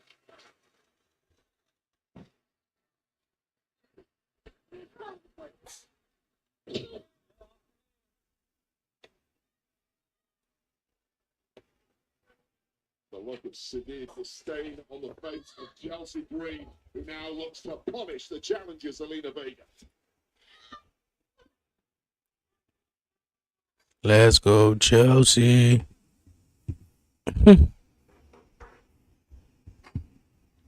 Back here in Fort Worth, Joe Tessitore and Wade Barrett with you. Women's United States Championship match. Chelsea Green looking to defend against Zelina Vega. We mentioned the fact that in the last 2 non-title matches, when Vega came up with the victory, the Secret Hervis, Piper and Alba, were not there to protect Chelsea Green. They've already played a major role tonight, Wade. Chelsea gets nervous without her security team in place. She feels vulnerable at the mercy of any rip-rap who wants to make a name for themselves. Oh, she about to suplex her over the top. Will and grit of Zelina Vega trying to... Oh, she did. We saw a super code red last week. That was a super release German suplex connecting high on the neck and shoulders of the champ. And that might be the moment that the tide begins to turn in this one. That was won by Zelina Vega. Keep in mind that is what they are battling for. And for Zelina Vega, she has competed for a singles title 5 times in her WWE career. 0-5. Looking to finally break through is Zelina Vega. Attempted a knee to the jaw there on Vega. Vega was just too quick, and now with that spinning back elbow flat to jab. And that back elbow sets her up with a running knee into the corner, and now Vega is climbing up top. All over the place now with the Jack Johnson Green. No clue where she's at. Meter roll. 1, 2. Oh, what a huge meteora there, Joe. And that perhaps is the moment that Vega thought she had it. Well, wait a second. I'm looking out the fire. You gotta get rid of all the distraction if you think you're gonna win this one. Feet shot. Oh, it's a Guri. Giving time to Chelsea Green. Going for the unprettier. Nope. Prettier again. Backstabber. Zelina Vega with the backstabber, and now Vega says, I want a little 619 the top 9. Oh, I knew the ref saw that. You are out of here. You can use all your. Come on, ref. Look. Yeah, Zelina definitely winning this. You about to kick both of them out of here.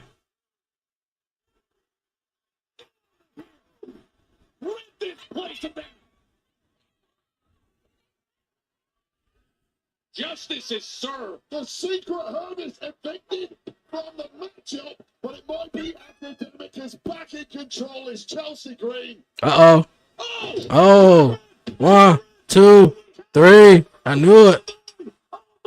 Oh my! A stunner in Texas, your winner, and the new Women's United States Champions, Zelina Vega, her first WWE singles title. It's a hit and run that nobody saw coming. That's what's up. Zelina Vega winning her first singles championship. She has slain that demon. And I think, Joe Tess, we are all in shock. The ultimate underdog in the women's division has just pulled off a jaw-dropping victory. We've got a new women's US champion. Yeah, it's all good. She deserved it though. But Chelsea Green is still my United States Women's Champion though. Oh man, hey, always so much that happens coming off of WrestleMania weekend. So much that happens that weekend that you forget. But don't forget the thriller we saw last Friday night with Carmelo Hayes coming out on top. WWE superstars and extra large personality is delivered by Papa John. What's good? Order now. There are a few prizes in the industry like Yeah, Melo did win Andre the Giant Memorial Battle Royal. Even though it should have been Karrion Kross who should have won.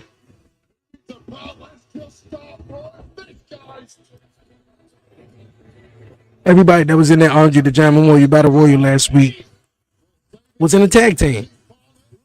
If it wasn't R-Truth, The Miz, Ludwig Kaiser, Carmelo Hayes, Karrion Kross, and Andrade, everybody else was in a tag team. Everybody else. Look, that had Karrion Kross written off. Now the time they want to give it to Carmelo would be the Andre the Giant Memorial Battle Royal. They could have gave it to Karrion. Which I'm excited for Carmelo though.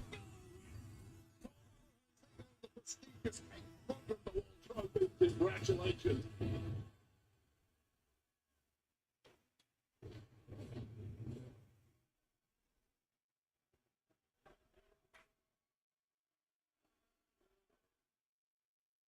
It is all said and done.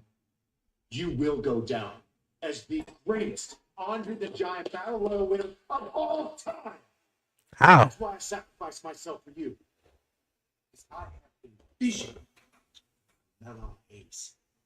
And to commemorate this major achievement, I got to say. Yeah? Come on. Open it. No, come on. Yeah. Spared no expense. It's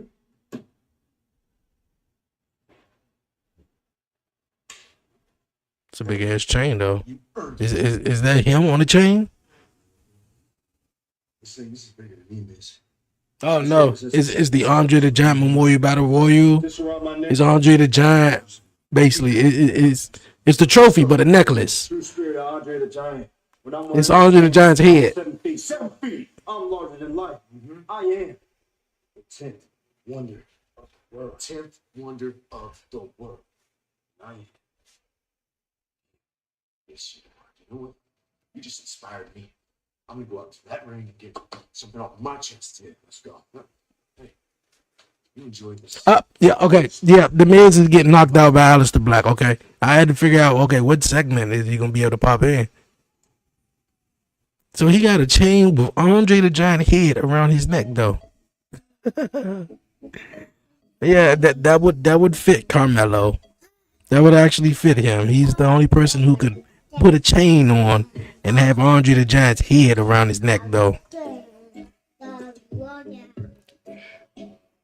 Yeah, he the only one who could do that.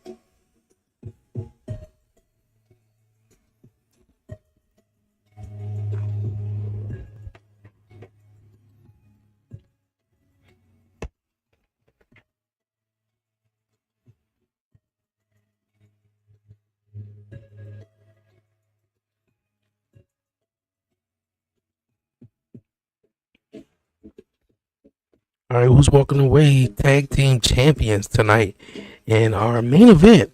Street Profits, DIY, or Motor City Machine Guns? Who will be walking away with the tag team titles? I already know it's gonna be a great match. I know Motor City Machine Guns, they're gonna probably do some incredible stuff off the ladder. Montez Ford, definitely. Street Profits, Johnny Gargano. You know, DIY, I can definitely see them doing it. But yeah, who's walking away? Will the Street Profits retain? You know, I would say so. They just won the tag team titles. How they would retain? Well, I'm just gonna have to find out though. You could possibly see someone come in and assist them or something. I don't know.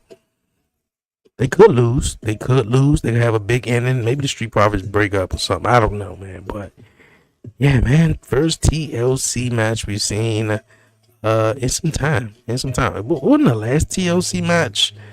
Wasn't that it? No, that was the TLC pay-per-view they had in 2020, right? I think that was the last TLC match we had. What we seen.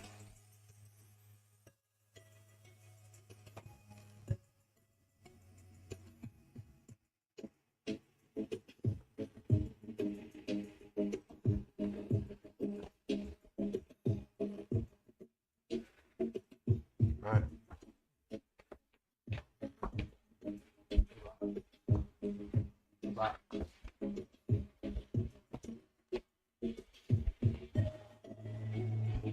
Perfect.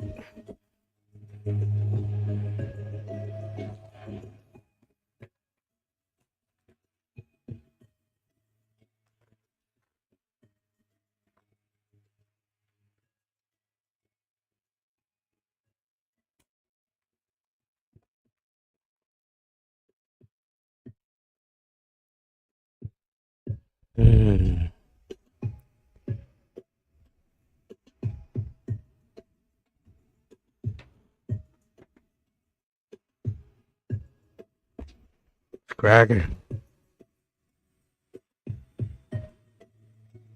Appreciate everybody liking it live, man.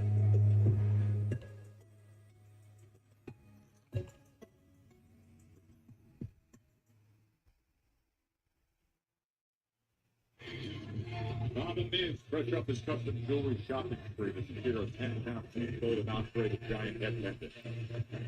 I'm the Miz, and I am awesome. You know, since 2007, I've been an integral part of WrestleMania. But this year, at the highest grossing WrestleMania in history, I had no match, no mention, nowhere to be found. May I remind you, I main evented WrestleMania. Yeah, you main evented at WrestleMania, but nobody wasn't talking about you at the end of it. Everybody was talking about The Rock and John Cena. Your chosen hero could not do last week. Where's Cody? Cody lose the belt and he disappeared? The spotlight, and I get it. He was champion. He deserves to be on WrestleMania. But when Rey Mysterio comes hobbling in to WrestleMania, does he come to a fellow legend to fill his boots? No, he goes to a guy who's been here for 2 weeks. I've been here for 20 years. What do I have to do? Wear a lucha mask and call myself Ray? Then KO goes down.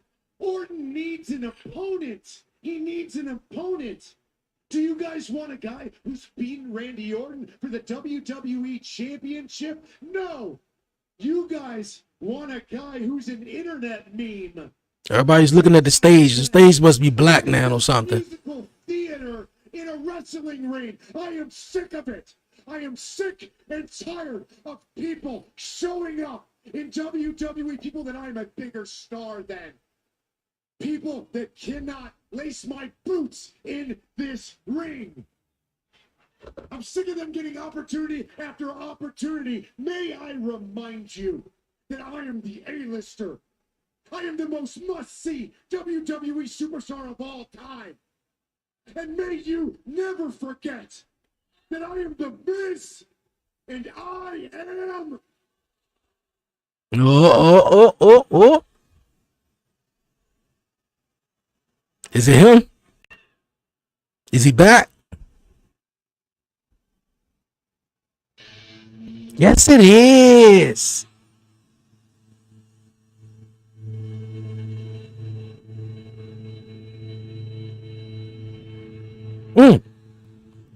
Dog. Coming back with the same music too. The same entrance before he left off. Aleister Black is back. A lot of them left, man, because the grass was greener on the other side. For real, AEW was doing their thing when they first came out. Everybody is coming back. Everybody.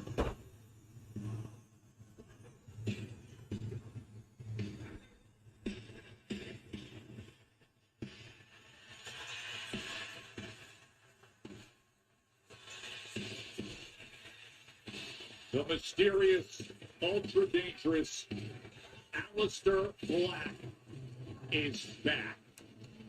Oh my God! I feel like Wade Bird sold that more than Joe did. That's what's up, Wade. Because Joe didn't sell that as it should have been sold. Like, oh my God, he's back. Joe was just like, well, Aleister Black. He's back. This industry has ever seen, especially relating to kicks. The otherworldly, the ominous, the eerie. Aleister Black.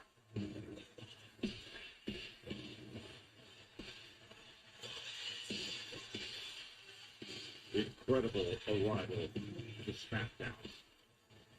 He said the ultimate breaker. That's the only thing that I do not like about Joe Tessitore, though. He's cool, and he got levels to it. He got levels to him too. But like, I feel like when there's that big moment or that big return, I don't think you know how to capitalize on it. I don't think you know how to like sell it. It's like Michael Cole does, or just Wade Barrett was just doing.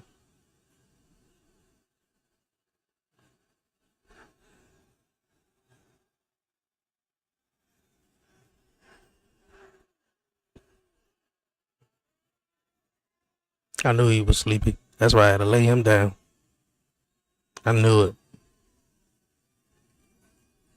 Man's gonna come up here and get too close to him tomorrow.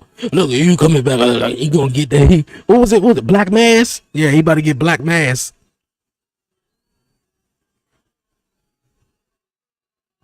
We done seen Andrade come back. Rusev come back. Aleister Black came back. CM Punk came back.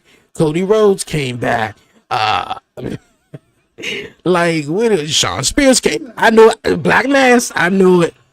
Sean Spears came back. Like, so many left over from AEW, and now everybody's coming back. Even the ones who wasn't even here first, they just like Jay Cargill, Ethan Page, Welcome to SmackDown, Alex the Black. Ray Phoenix, Penta. Things just got real different around here.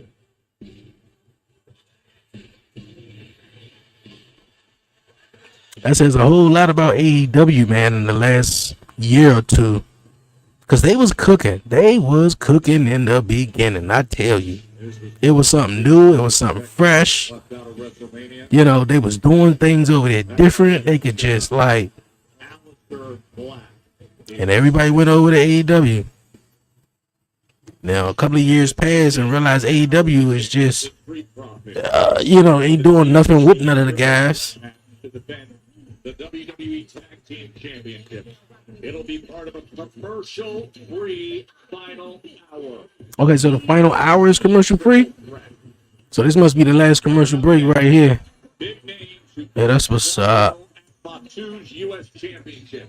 Drew McIntyre against the recent U.S. champ. Usually we get the first hour commercial-free, not the final hour.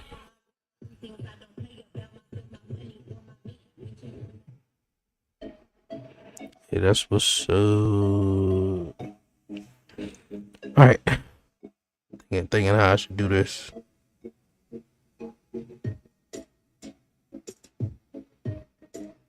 My little man, I fell asleep now, so I think it's a perfect time to go lay him down. I already knew he was sleepy. He fight his sleep to the end of it. I gotta survive. Survive this sleep. Stop fighting and just go to sleep. Okay, look like this is gonna be the final commercial break of before the final commercial hour of SmackDown. So I think I should wait a little bit. Cause he always does this thing where you like pick him up, go put him down, he wake back up. So I'm gonna wait. Yeah, man, nice SmackDown, though. I think Monday Night Raw, just basing it off of Monday Night Raw, the show, we still got 1 hour to go. Obviously seeing Randy Orton do his thing. We seen Rusev came out. Rusev and Aleister Black, two guys who were over in AEW. I was liking what Rusev was doing. Was he still going by Rusev? I don't think he was. What was he going by in AEW? I can't even remember. I know he wasn't going by Rusev. He was going by some name, and I can't remember. But I like what Rusev was doing in AEW. Aleister Black, I quietly didn't. You know, the House of Black and everything is darkness. Like, I look at Aleister Black, that might fit him. That's him. You know, like all the way though. But I don't know. I think I wanted something different from Aleister Black instead of teaming up with Brody King and doing what he was doing, and it just wasn't getting nowhere. He didn't break out of the position that he was in. He just came in and he floated around that for a little while, and then he, you know, got into the House of Black, and that was doing a thing for a while, and I think they were AEW trio tag team champions, and after that it just didn't go nowhere. Aleister Black just didn't break out of it, and to be honest with you, they would have kept the House of Black thing going on, but yeah, guys wanted to break out and do something different. You see him with Swerve and other guys are doing, and it would have made sense for Aleister Black to break out, even though he already knew that he was going to be a WWE World Champion. The whole pandemic messed a lot of things up, you know, I think for a lot of guys. And then of course AEW came you know, around in at the right time. You know, the pandemic, a lot of guys got fired, and that Black Wednesday from WWE was like over like 100 people. And then it was just like AEW, okay, well, we're going over there. Tony Khan giving away big fat paychecks. So it really didn't matter. You were sort of making, if not the same or more money in AEW than you were in WWE. So a lot of the guys wanted to still get paid and still take care of their family, but also they wanted the opportunity to just wrestle. You know, and obviously with WWE, you know, if you're not in the creative plans or whatever, they ain't using you on television. Usually with AEW, and at that time, you had AEW Dark, you had AEW Evolution, you had WWE Revolution, Collision, Dark, Dynamite, whatever the fuck, dog. Like they had like 8 shows, so you know, like everybody had a spot on the shows. You know, for the independent talent, for the lower card, the mid card, even the main event guys. So, and then AEW cut all those shows, and then we just got Collision and Dynamite. You know, so Collision was made around CM Punk. CM Punk left, he got fired, came back to WWE, and Bianca Belair. okay, Bianca, you here? At WrestleMania against Io Sky and Rhea Ripley. Bianca funny though. She real funny. She didn't come out at all earlier tonight when Jade and Naomi was doing their thing. Tell us what happened. Yeah, Byron, my fingers hurt, my feelings hurt. Nah, I'm just playing. Yeah, I walked to the WrestleMania with a couple of broken fingers, but it was all worth it. You know, we all fought to the end, and things may not have gone my way, but at least I can say that I am so proud of what the three of us were able to do at WrestleMania. To your point, you had a great outing, but the match did not end the way that you wanted. Obviously, we know Io Sky is still the women's world champion. Right there. Io, she found the perfect opportunity to capitalize, and I don't blame her. I would have done the same thing. Now, Rhea, she found a way to slip her way into a match that I earned, so I'm pretty sure this won't be the last time that I see her. But right now, I'm just focused on healing because I'm trying to get back to SmackDown. Because SmackDown is my home, and right now, my home is divided. So I know when I return, I got some unfinished business to handle. Bianca, thank you so much and get well soon. Joe, Wade, we will anxiously await the return of the EST to her home right here on Friday Night SmackDown.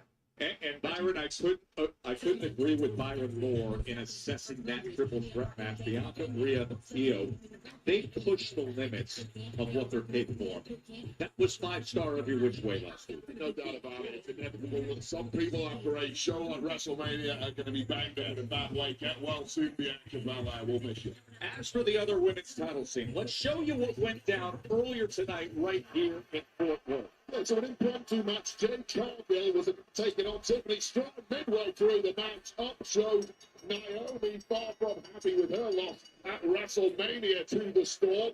Now, she seemed more upset than you know anything. The way she was going out there. A blast from the past for the WWE Women's Champ Nia Jax, the woman who Tiffany Stratton cast Miss Money in the Bank contract in on and took the goal from her. Clearly, Nia Jax not want to forgive and forget, making a point that I'm coming back for what's mine, Timmy.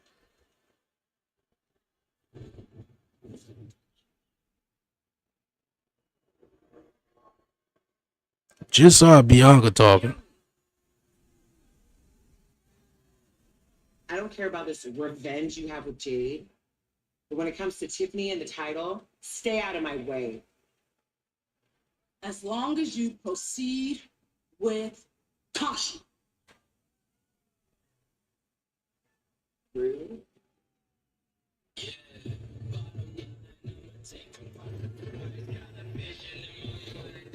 You better proceed with caution.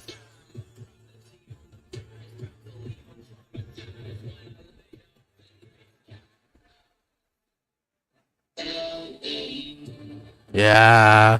All right. But these entrances is taking place, and we on our commercial-free last hour of Friday Night SmackDown.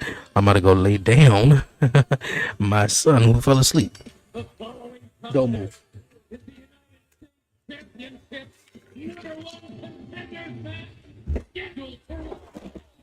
Introducing first from Los Angeles, California, weighing in at 240 pounds.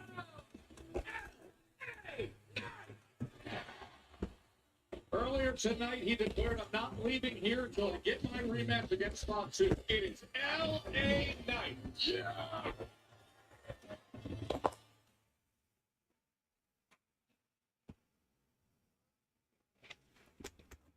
Yeah.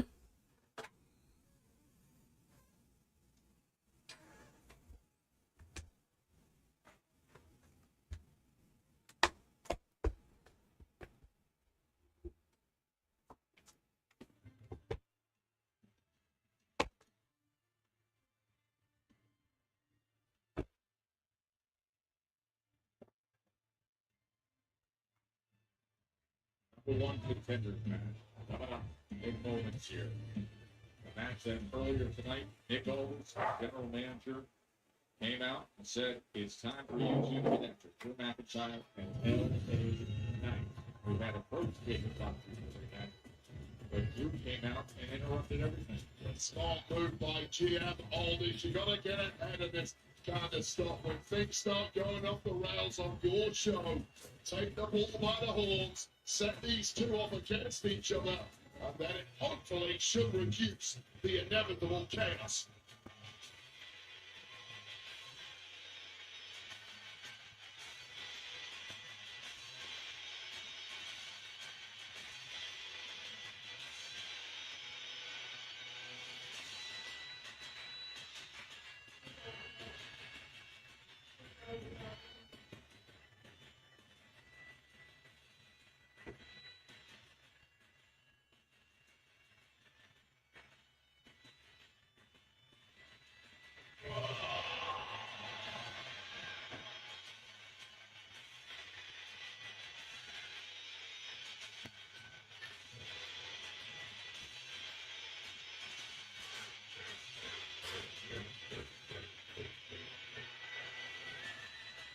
And his opponent from Ayr, Scotland, weighing in at 275 pounds, Drew McIntyre. McIntyre coming off of his victory over Damian Priest in that Sin City street fight. The Claymore through the steel chair closed out that match. I'm still getting over argue-written announcer Mark Nash calling it Ayr, Scotland. People are look, it's Ayr, Scotland. The people of Scotland will not be happy with that. I'll have a chat with young Mark Nash after the show, hopefully before Drew McIntyre gets to it. I'm sorry, I have to believe in any question, Joe. I'm sure it was a good one. I was All right. that the victory in that Sin City street Gotta go lay down a little, man. We back at it. While Drew and LA Knight making their way to the ring. Well, 64,000 jars. LA Knight did already, and Drew is in the ring now. Quite a number of digits in the process. One of the most devastating looking claymores in history.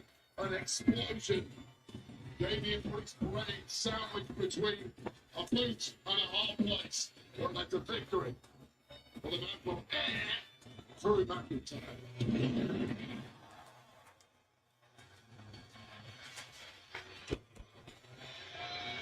What a scene here in Fort Worth. LA Knight. Less than a week ago, they reached their own massive WrestleMania match. And not even a week later, one central tie that connects them, Knight and McIntyre. That is the need to be a champion. And tonight, this match is made for the #1 contender slot for Jacob Fatu. Of course, Jacob Fatu, who just defeated LA Knight for that U.S. Championship at WrestleMania 41. Nick Aldis, the general manager here on SmackDown, came out earlier tonight when Drew McIntyre interrupted the exchange between LA Knight and Jacob Fatu and said, enough, you two fight tonight. Let me be clear. All right, let's get with it. LA Knight. I think he had his time for a minute. He needs something else. He needs something different. Something different. And floating around on SmackDown, just trying to stay above water, ain't going to work for so long. I mean, you're going to eventually start sinking. Especially with guys over there. John, Drew, Aleister Black is back. You know, you got a couple of guys. You know, Roman Reigns, whenever he's at, Cody. I think LA Knight need to go over to Monday Night Raw. Earlier today. And he even said some of his best moments in that victory at the Sin City cost him himself. I mean, the future's got DDT and the skill steps along with it. That's the kind of match of street fight against such a tough competitor like Damian Priest. You have to risk your own body in pursuit of victory. McIntyre knows full well what victory at WrestleMania entails, and LA Knight knows full well the kind of damage he'll have to incur if he wins this match and then goes on to face Jacob Fatu once again to try and win back that United States Championship. That was a sensational showcase moment for the U.S. Championship on Saturday night of WrestleMania. I mean, LA Knight could win this though. It depends on who come down and try to interfere. Which And the way he took the fight to I don't see Damian Priest coming out there interfering in this match. Oh, trying to get his revenge because he lost at WrestleMania. There was a moment in the match as he drops down McIntyre and goes into the cover, the lateral press, when the midair BFT was landed, Wade, by LA Knight. Fatu had the jump up moonsault attempt, and somehow, some way, the timing by LA Knight was perfection and true that deserved a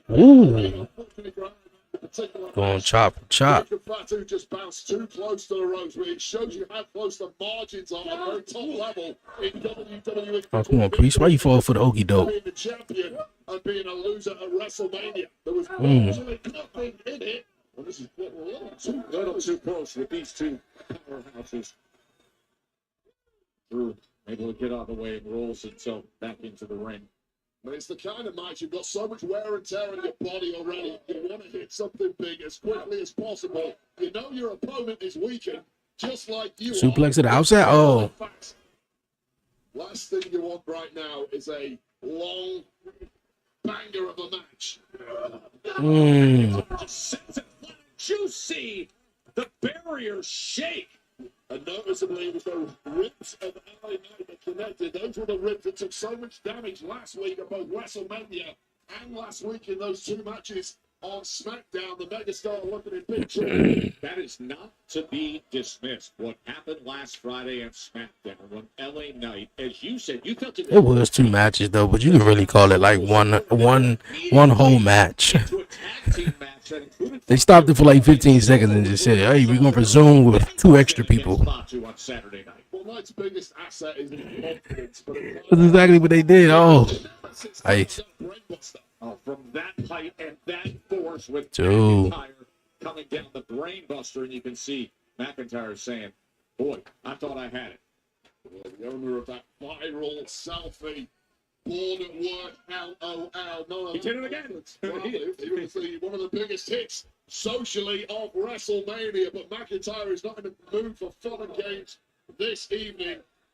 His body a constant reminder of the agony that it's feeling. Man, right in the midsection, into the cover. Once again, McIntyre too. We know the damage that he went through in the match. The True. Both men really I hope Drew McIntyre gets in a feud with. Oh, okay. Yeah, my man said that when I was surprised. My man need to be in the world championship picture for real.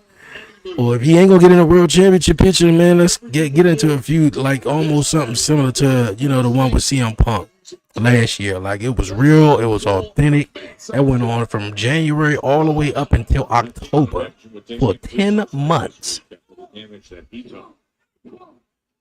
How smiles McIntyre here? He smells the bullseye on LA. It's that midsection. He is targeting it, isn't he? You have to go on the attack. Number one contender match for the U.S. Championship. LA Knight wasting no time earlier tonight, coming right out into the face of Jacob Fatu and saying, "I'm not leaving here until I get my rematch." Drew says guys like LA Knight that make championship titles mean less, and Drew wants his opportunity as well. He besmirched John Cena's name and said, "I want to fight a champion who I think is the dog right now, the real test, and that is Jacob Fatu." Yeah, I mean, he could go in there and insert himself into the John Cena and Randy Orton story and be like, yeah, I want a WWE championship match. With Randy Orton, what makes you think you get a championship, opportunity? The same thing Cody could say. I think everybody got their, legitimate opinion on, who gets a shot, but I think this match been talking for a while. Randy Orton, John Cena. Was lining up LA Knight again, and now look at this scene here in front of a big sold-out crowd at Dickies Arena, 11,644. All that momentum and energy coming off WrestleMania and 124,000 on back-to-back nights in Vegas, and now a sellout here in Fort Worth. The SmackDown after Mania. This matchup, headliners to see who's the number one. Side Russian leg sweep. Jacob Fatu. Well, just when LA Knight, the former United States champ, was starting to flatline in this match, he's turned back into that perpetual motion material. Jumping neck breaker. Jumping neck breaker. Hooks the leg of McIntyre and Two. And the people in this sold-out arena, Joe Test, they're starting to believe. And that just creates the kind of energy that makes LA Knight want to give the people what they want. Give the people what they want. Looking for the future shot DDT, but instead, and a 2 count from Charles Robinson, the referee. Trouble on the horizon there, hooking in that future shot DDT. LA Knight couldn't get out of that one quick enough. What do the people want? Yeah. Hey. Night. Yeah. He lands it. Could he get that rematch he wants? No, shoulder up by McIntyre. Oh, the last thing you want at this point in a match this deep, when your entire body is practically on fire, seeing your opponent kick out of one of your heavy hitters. Well, this might be the heaviest of them all. He's looking for the BMT, but instead, McIntyre. Quick to get out. With the midsection of LA Knight didn't allow him the power. Look at that guillotine on the top rope. McIntyre got out of that. Oh, don't drop the guard, Drew. Slamming. Yeah.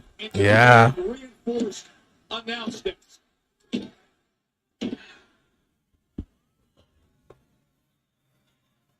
Yeah. Well, Drew McIntyre somehow knocked out cold after that flurry of assaults. Yes. So who was about to take him? Solo? With the spike on Knight. The referee's missed the entire thing. He's trying to deal with McIntyre in the ring. And why did Solo do that? Just spike Knight. Well, there's no love lost between Drew McIntyre and Solo Sikoa. Drew, just take advantage of it at this point. You know, Solo has been a part of a lot of championship matches that you lost. 3, 2. Uh-oh. Damian Priest, what in the world? Hold on, wait a minute. So Drew McIntyre still wins this, though, right?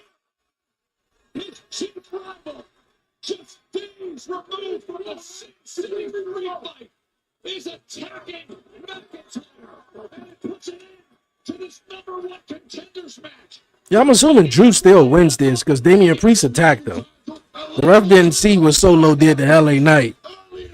So let me guess, LA Knight is going to be mad at Damian Priest for interrupting the match. South of Heaven on the table.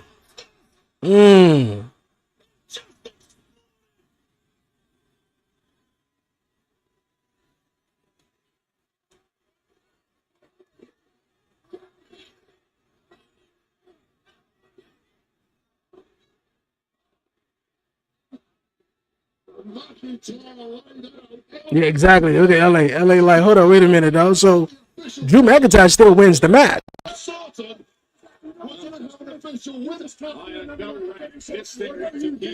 You did cost him the match, Damien.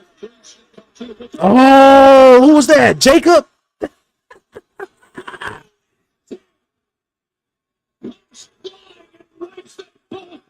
Hey, yo.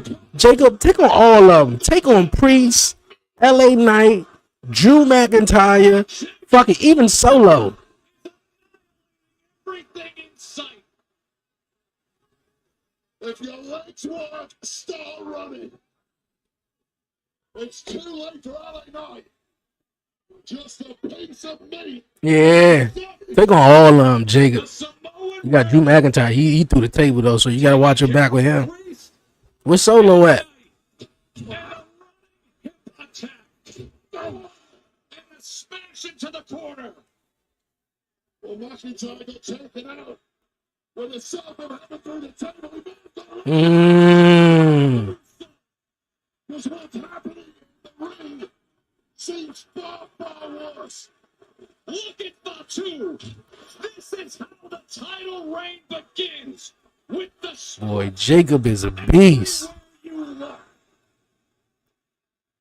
How proudly do you want to be number one contender?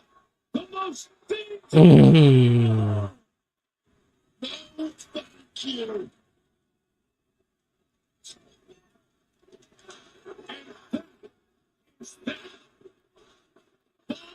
Two. Yeah, the remnants of the death. You ain't messing with Jacob, man. Ain't nobody messing with Jacob. He just laid all of them out. Besides Drew. Who stands with his belt, as he would say, yada me. Yada I mean. Take that.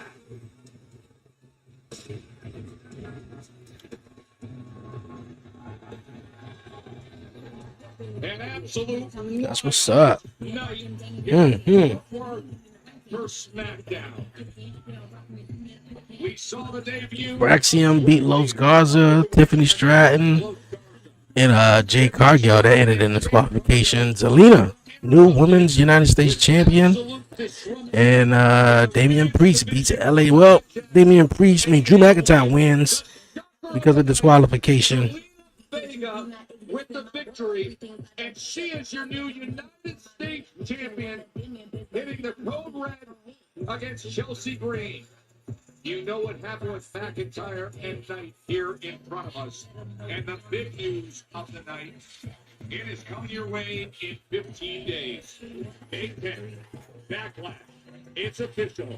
Randy Orton, John Cena for the undisputed WWE Championship. John Cena, Randy Orton, man. It must be 2009, and we just don't know it. When the dogs come off the chain. That's what I'm saying. It must be 2009, and we just don't know it, though. Like, John Cena, Randy Orton. Uh-oh, they bringing out the tables and the ladders. We're commercial free. Still to come tonight. TLC. The titles are being hung up. Championships. To think, how do you possibly top this? Well, the alliance of two men got everybody talking. Seth Rollins and Paul Heyman.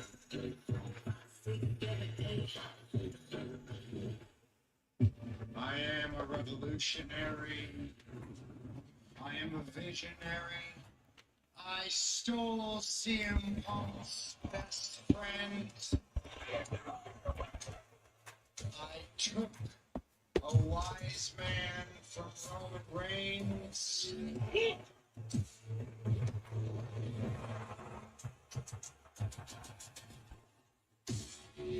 I am the winner of the main event of WrestleMania. I am.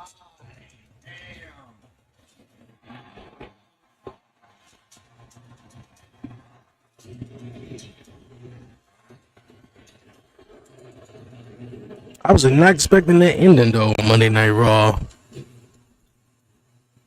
And I definitely wouldn't expect Roman Reigns to pop up unexpectedly.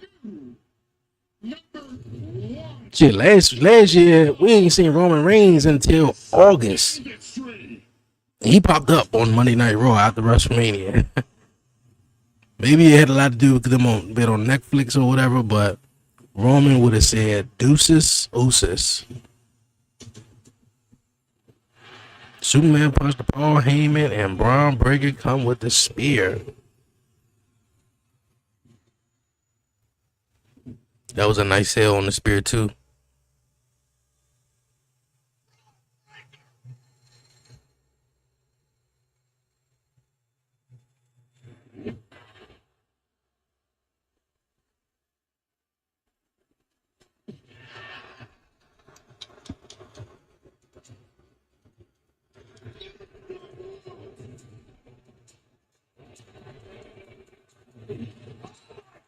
Super speared him through the barricade.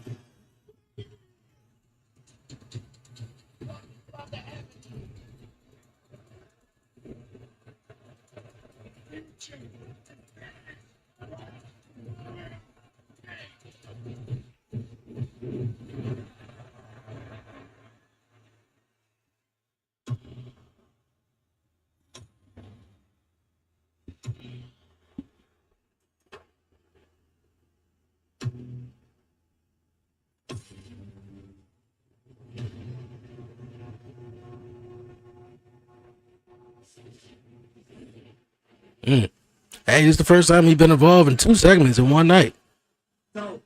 Wow, we've been waiting for this. Been waiting for this.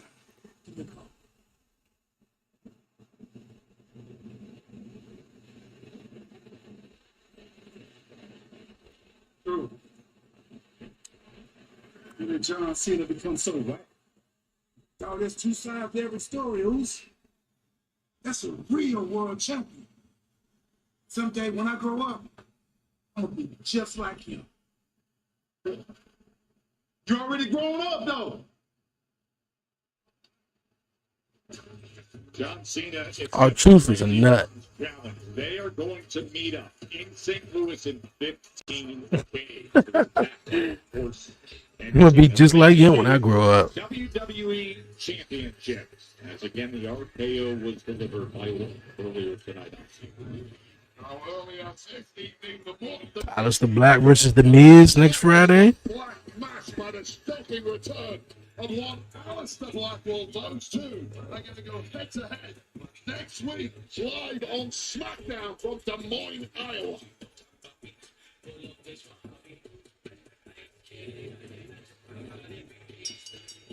The following contest is a table, ladders, and chairs triple threat match, and it's for the WWE Tag Team Championship.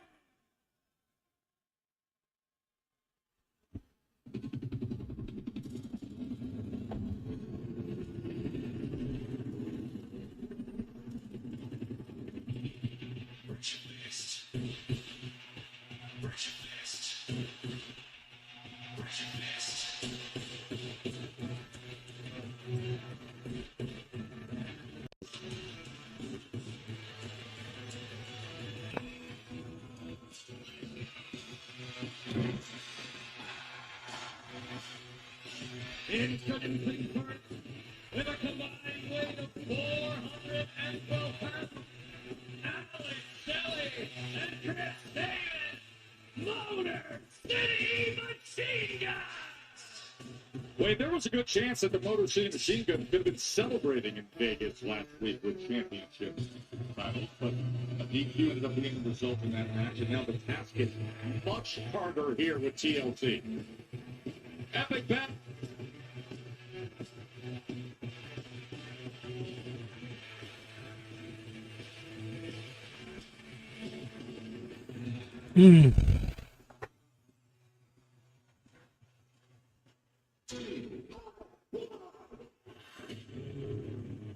DIY. I like their new theme song though. Yeah, like why Tommaso look weird though? It's because he cut his beard. He look older. I don't know. He looks sick. That's just my perception of it though. He do look a little sick. I guess he said him cut the beard. They ended up completely hijacking the championship match we had last week. They felt that should have been their opportunity. Well, now here's a chance. Man, we got a Jesus Christ sign in the audience. Okay. WWE Tag Team Champions.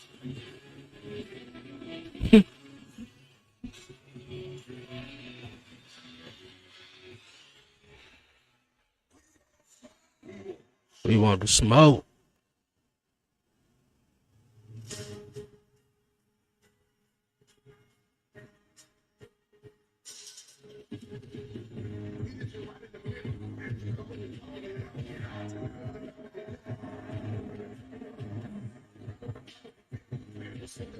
And their opponent with combined weight of 492 pounds, they are the WWE Tag Team Champions, Angelo Dawkins, Montez Ford, the Street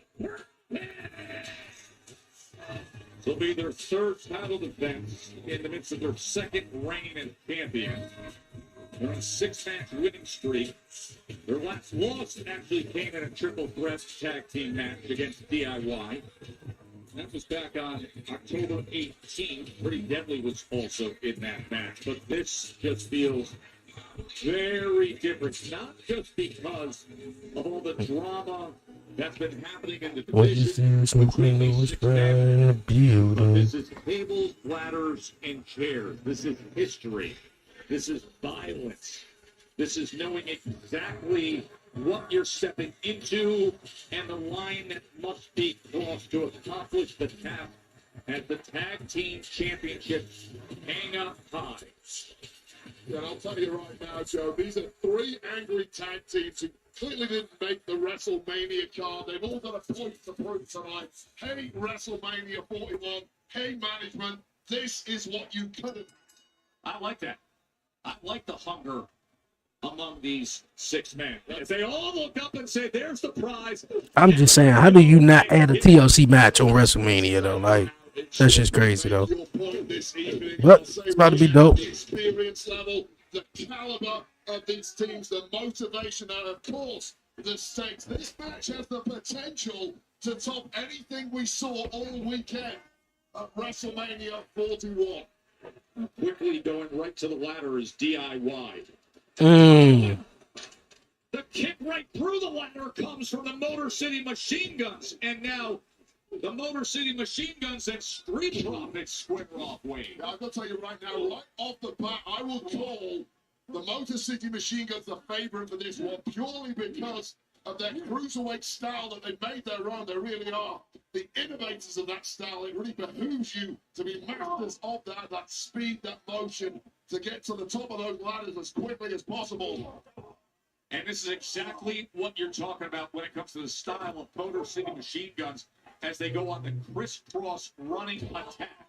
And now the team coming into play as they go for their signature facial and they deliver it to Ciampa. They're dropping the heavyweight stuff right off the bat on the Motor City Machine Guns. Now, they are a duo who have been screwed left, right, and center. There must have been 4 or 5 championship opportunities that have gone. Oh. For the 5-hole dive by Steph Gargano was there with the steel chair. Playing tennis with people's heads. Oh, and a steel chair right to the gut of Tez. Look, it's a table right behind you. Why would you use that? Oh, shit. Oh, he going through this table. Oh, no. Oh. Did you hear the thud of Johnny's head into the post? Against steel, driven by one of the most powerful men on the roster, Angelo Dawkins. And that just speaks to the power game of the street. Like, there's a table right behind you. He said, nah, I want to use this one. Look at this right here. I mean, Dawkins got clear sailing to retain the championship. The match just started 5 minutes ago. Not even 5 minutes ago. Johnny Gargano and Ciampa were out cold, and thankfully for the Motor City Machine Guns, Angelo Dawkins still climbing the ladder, even though he's on his back. Saban came out of left field when Dawkins was all alone, and now Shelley is in there as well, and getting hold of that left leg and putting it through the slot of the with the Dragon Screw right against the ladder as the championships hang high. Well, that is how you shred an ACL. And this thing has got so ugly right from the word go. Oh, now Motor City Machine Guns. Motor City Machine Guns are in there as Gargano comes down and is able to take care of Alex Shelley. Motor City Machine Guns taking out those monster frustrations on DIY who have made their lives a misery at times, I'm sure. The Machine Guns regretted coming anywhere near WWE. They've had long, successful careers, but they've never faced the kind of adversity they have faced here on SmackDown in the last 3 or 4 months. This has just been non-stop, full throttle. Go Johnny Gargano into the ladder. For the WWE Tag Team Championships that hang high right now. All these teams have tasted gold in their Montez came out doing homage to the Heartbreak Kid, Shawn Michaels. As this is how they try to put forth their as the ladder comes. He tried to do something, go under the ladder. They still wind up hitting him with the ladder, though. Dawkins is back up just when we thought we finally got some consistency, some order in the tag ranks. DIY blew that out of the window, and we're back to the chaos we had for months. And now the 360 splits corner to corner by big Angelo Dawkins. He has the power. Oh, where's he about to go? Oh, Big man was thinking about going up top and delivering, but I instead say he's too big for that. down in such a compromised position by Saban and Shelley. Is they stepping on my man nuts though? Don't fancy any of that, thank you. I mean, normally it's Tez who goes up to Dawkins. Saw some magic happening there, but may live to regret it. Saban on the outside, he's quick to grab the steel chair. And the crowd is going to sell out here in Fort Worth. Baseball drop kick.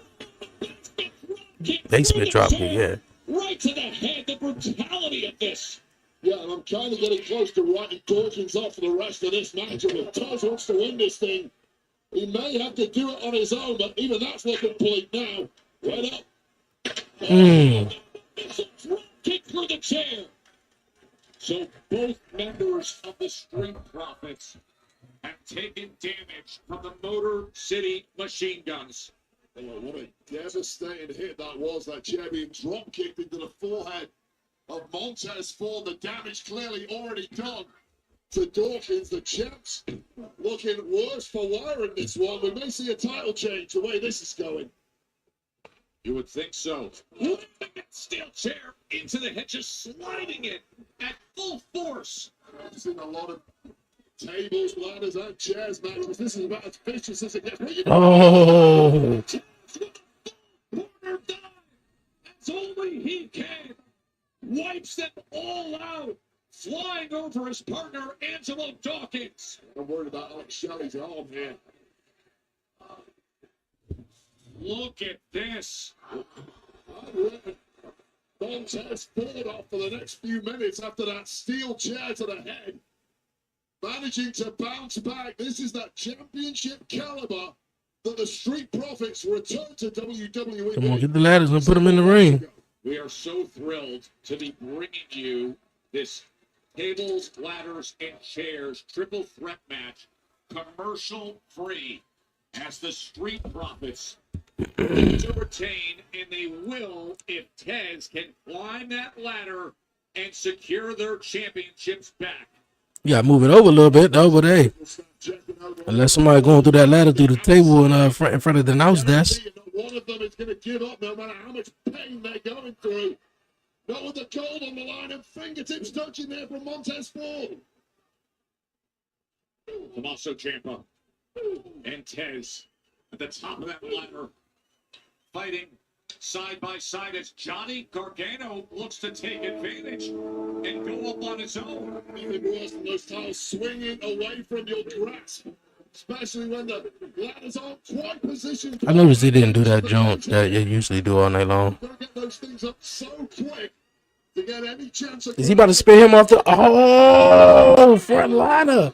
Twisting flat liner from that height, fifth of the sixth run, and Uh now oh, Johnny Gargano. I mean, Tommaso Ciampa got the championships. Ciampa's up there on his own. Uh oh, he did. At the last moment, Dawkins and a huge. He knocked the mustache off of Tommaso. That spinning flatliner off of the ladder was absolutely ridiculous. Johnny Gargano, the hope being Ciampa could have grabbed both championships for his team, but that was denied by Angelo Dawkins coming back from the deck. And now Dawkins and Johnny side by side as the championships swing overhead. No, Angelo. Oh, he just did the big ending off of the top ladder. The silencer that will show Johnny Gargano up potentially for the rest of this match. And may well do the same for the man delivering the move, Angelo Dawkins. And now the newly clean-shaven Ciampa. The newly clean shaved Ciampa. Here, Chris Sabin is He do, but he look weird though. Like, and now all three teams. oh, Hold on, wait a minute. Look like Alex Shelley. No, that's Chris Sabin. Chris Sabin saved himself. Took a nasty hit to the groin, to the armpit. Climb up the ladder. Motor City Machine Guns get that chance. But that steel chair, weapon of choice. And now, Tommaso Ciampa. Oh no. Right around the neck of Alex. Oh boy. You gotta be kidding me. Gargano, that's just pure evil. Swinging that steel chair while his neck was wrapped in another. That was kind of wild. The ladder just bounced back up. Oh, on the steel chair. Is no let up in this TLC match. Thank God it's commercial free. Yeah, no bull. Because I was like, bro, like this TLC match wouldn't have been half as good if it was with 5 commercial breaks going through it. You know, you said it earlier tonight. Everybody else had a commercial-free list match at WrestleMania, so I'm glad that they, you know, which they should have been. I just don't understand how you just not do a TLC match at WrestleMania. How you just say, well, no, we're fine. He's saying, oh, no, no. He's saying, forget the flat seat part. Because the New Day taking on the War Raiders was not great at all. Right on top of it, and thankfully for Angelo Hawkins, his tape on the Montez Ford saved the day. Big right hand. Oh, God. Oh, wow. Oh, no. Falling on his own sword there. Gargano's spine eating the pointed parts of those steel chairs. We have chairs and we have ladders everywhere. Strewn ringside and through. Watch the Gargano's eyeballs popping out of his Get the tables. They're going to the inside. Street Profits, they're saying, let's get tables in the act now. Well, starting to understand that we can climb that ladder, but be pretty certain one of these teams is going to get up there and stop you. Do the damage now while We got the tables in the ring now. reinforce it at the exclamation point if you can. Ciampa's back on his feet and pulls down Big Dawkins. Slams his head on the air. You know, ain't nothing wrong with a shave, a clean cut, or whatever. But what made Tommaso Ciampa cut that beard, though? It puts Ciampa right to that electric chair. No way. Uh-oh. Uh-oh. I mean, Tez is out of control tonight. Everybody's laid out. Isn't this the way it should be? TLC triple threat for the tag team championships. One of the most second moves you could possibly see. Took out everybody. To take out all opponents and himself in the process. We got bodies everywhere. We got to sell out in Fort Worth. The SmackDown after Mania. TLC triple threat. Championships hanging high. And yet the Warriors are out on the floor. What happened? Did he take somebody's prosthetic leg off? Wow. Wow. Cuz took his prosthetic leg off, gave it to Montez. He started beating him up with it. That's tense. Now Bridges. The ladder. Can you believe the assist from the Wow. That's what's up. I've never seen anything like it. Whatever gets the job done. My man definitely gonna be watching that back right there. They'll lay out once again. Be like, honey, you remember when you gave your prosthetic leg to Montez Ford? Ringside. Oh! And Alex Shelley, no way to protect himself from the Sicilian psychopath with the fresh shave. New face, same vicious Tommaso Ciampa. Dawkins is laid out on that table. Oh, bro, gotta watch their eyes here. What in the world? Everybody has taken No. He can't be serious, right? Oh, to the edge of the table like that? right to the edge of the table that was on top of the ladder. This has been the most appalling, heinous, merciless TLC match, I think, in history. No, they got every right, bro. Like, I'd be upset too. I'm gonna make y'all regret not putting us on WrestleMania. Unless they actually end up winning the gold, 4 of these men are going to be incredibly disappointed as they perhaps sit in a hospital bed this evening. I mean, how do you possibly wake up Uh-oh. the next day after this?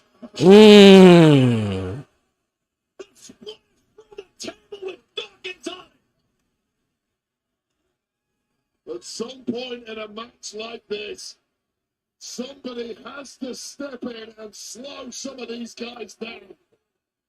Taz back on his feet. Protect these guys from themselves. Has gone flying 2 times already, including the blockbuster. Then I miss Montez. Oh.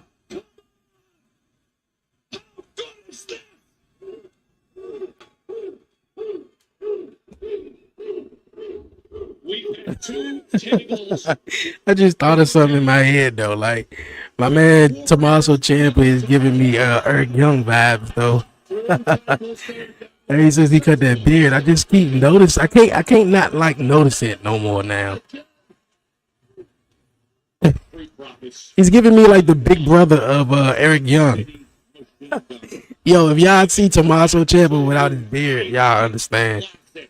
Of a TLC triple threat for those, the WWE Tag Team. Just without the raspy voice that Eric Young got, like, you know. I want to know if that ever played a factor in him too. You know, I hope not though, but I hope that didn't play a factor in him too. Play a factor into him getting, fired from the company. Cause I did like Sanity though, like. Neither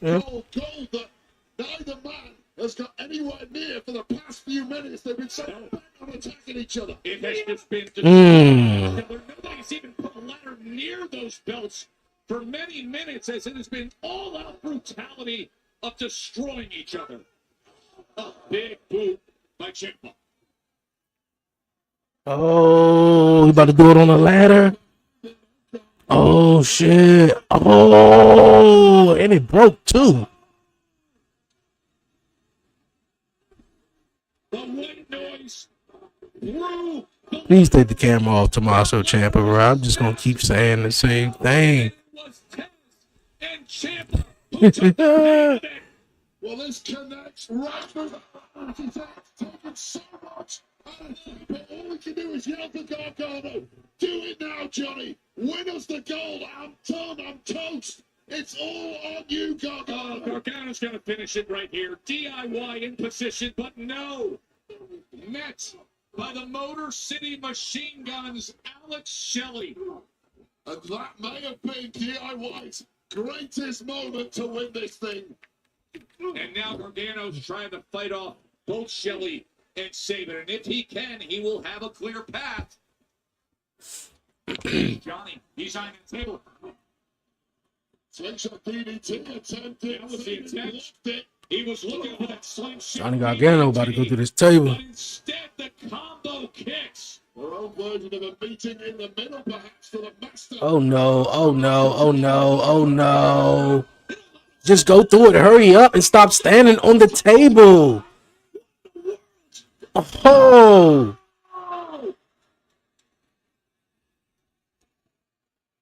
I'll tell you, that could have went wrong in so many ways. As soon as he would have got to the middle of that table would have broke. I've seen it all.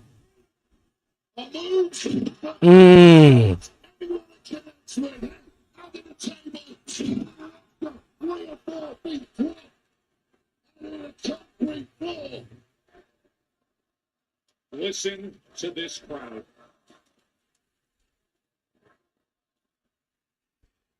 We said earlier tonight, how do you possibly have an encore to WrestleMania 41 and what we saw this weekend?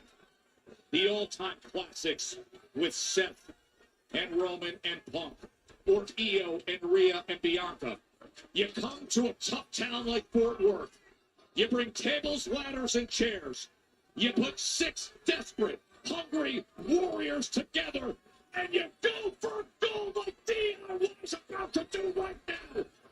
Moments away from winning it is Ciampa. Uh-oh. Motor City Machine Guns. Oh, they get ready. He's hanging. He's hanging.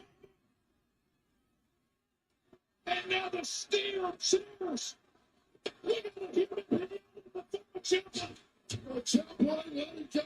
I mean, what was that? Y'all barely even like. Oh wow. Okay. Now that's more interesting. What is Angelo Dawkins about to do? No.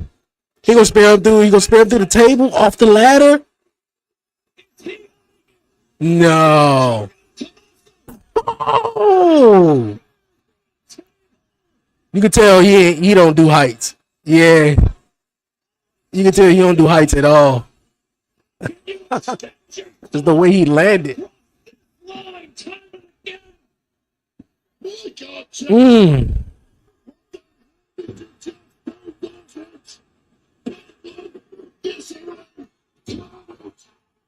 Mm. And even the Motor City Machine Guns, who sat back and watched that destruction, could not believe their eyes. Thank God it wasn't us. Motor City Machine Guns have steadied themselves, and they will simply bring the ladder into position. And Joe, I don't know how much about this is thinking we've got all the time in the world and how much it is that the bodies simply aren't moving fast enough, but Alex Shelley is getting a free ride as Chris Sabin guards it. And now Gargano, he throws And he just threw that chair at his face though. just as you're right, three opponents, is waiting in the wings. And Gargano smells victory. Remember, his partner took the mid-air spear and went through a table. And now Johnny Gargano is touching. Tommaso Ciampa ain't getting up, man, after that one. Is there to meet him. Whichever team removes the championships become the new tag team champions. Sabin is touching one. Gargano has touched one. They're trading right hands and left hands, battling atop the ladder.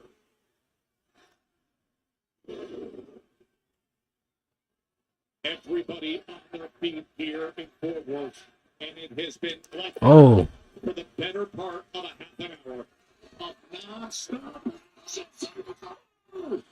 Okay, Montez. Oh, Montez knocked him down. That's a wrap right there. Hold on. Whoa. Ah. It really is. Oh, man. Come on, Montez. You could have just slid through the rum dog and just. Man, wake up and push his ass off that ladder.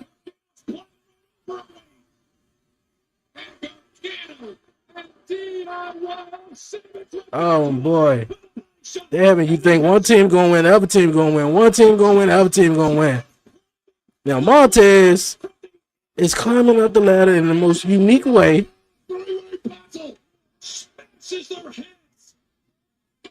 Street Profits, could it be the only way to return? Come on, Montez, stop bullshitting with him. Get the tag team title. There you go. There you go. Now you up there now.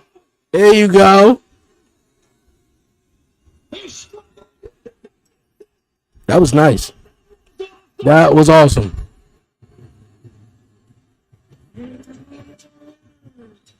That was 10 times better than the New Day and the War Raiders at WrestleMania.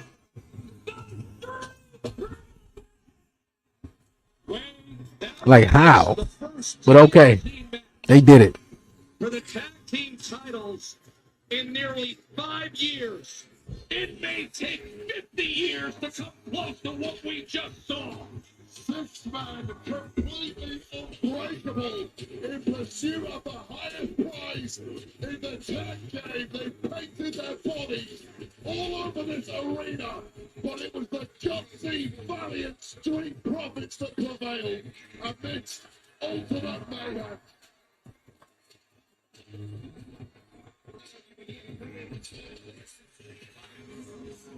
All 6 of these men deserve the gold this evening. Wow. You could not fit a piece of paper between these three teams. We had a spinning flatliner off the ladder. We had a blockbuster to the outside. We had the frog splash through the table. Every which way. We even had a prosthetic leg from the I know. That is trying to get us some replays. He should just replay to the 13 minutes of brilliant high risk of a two-man. That was a crazy table spot right there. I thought the table was gonna break with him standing on it. If that was anybody else, any other spot, that table would have broke. You might got to check on Angelo Dawkins and see if he's still alive after that. Because the way he landed don't look good.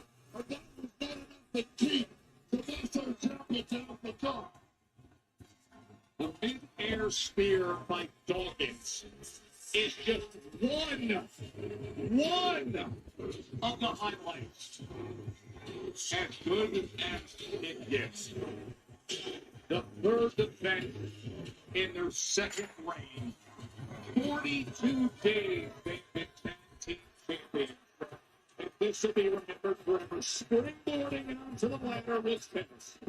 The 6 heroic performances of just what it looked like. Tez had it in the back. Johnny Gargano with a merciless attack. Watch this hit. Tez would go on to survive it and win this match. Imprisoned within that ladder. Cortez escaped. Tez scared the hearts. But Tez refused to be denied. The Street Profits, the two-time tag team champions. 6 of the most hard-winning, heavy-duty, industrial athletes you'll ever witness in any sport. The athleticism of Montez Ford and what he was able to do.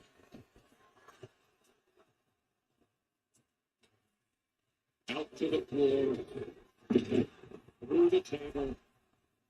The damage that Tommaso Ciampa took tonight. This man went for it and was willing to pay the price. They all were.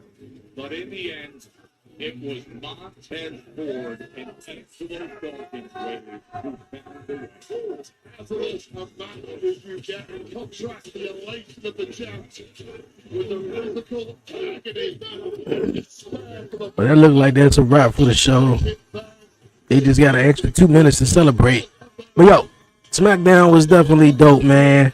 The SmackDown after WrestleMania definitely was nice, man. With the final hour being commercial free, tonight didn't feel like it was a bunch of fillers in the show. Everything just went smooth. From John Cena coming out saying, "Yo, man, I raised all y'all kids for the last 25 years." John is just on a I don't even know what to call it. I don't even want to say warpath though, but John is on a mission, better yet though. And we also got John Cena versus Randy Orton at Backlash that's coming up. Zelina Vega, new women's tag team champions, man. New women's intercontinental United States. Good gracious, I'm trying to do 3 things all at one time. Yeah, Zelina Vega, the new women's United States champion. Definitely seeing Jacob Fatu shine on Friday Night SmackDown, taking out LA Knight, Damian Priest. It was great, like really great SmackDown, man. Really great SmackDown, really dope Monday Night Raw. This past week, to wrap up WrestleMania week, man, for real. Yo, this definitely been a great show, for real, you guys, man. We back at it Monday, watching Raw and Commission Talk. We gonna get with my guy Warren Marlowe, and we gonna chat about when we gonna be talking some wrestling, because we got some stuff to talk about, man. No Cody. I thought that was really interesting tonight. No Cody Rhodes. Like, where's Cody? Like, he lost the championship and just decided just to disappear. So we definitely gonna have to figure Where is Cody Rhodes at, man? Other than that, man, like I said, really great show. We seen the return of Aleister Black, man. After some time, Aleister Black been in AEW. He made his return, well as Rusev made his return this past Monday night on Raw as well. So, yo, man, it's just been a really stacked week. We seen Fraxium also makes their SmackDown debut, been called up from NXT. So, yo, really great show, really great vibes, man. Yo, I'm out of here on out of here. All the reactions, you guys, we posted on the 1130 podcast social media pages, man. If you haven't done so, definitely like, share, follow, and subscribe to the 1130 podcast on YouTube, man, and on social media. Yo, I'm about to hit on out of here, you guys, man. Enjoy the rest of your night, wherever you at, man. Stay easy, be smooth. Give all the glory to God, man. Won't he do it? Yo, for myself, Dre, a.k.a. Dre on Wheels, man. Enjoy wrestling. What a time to be a wrestling fan, man. Yo, tell a friend, tell a friend. I'm out. Peace.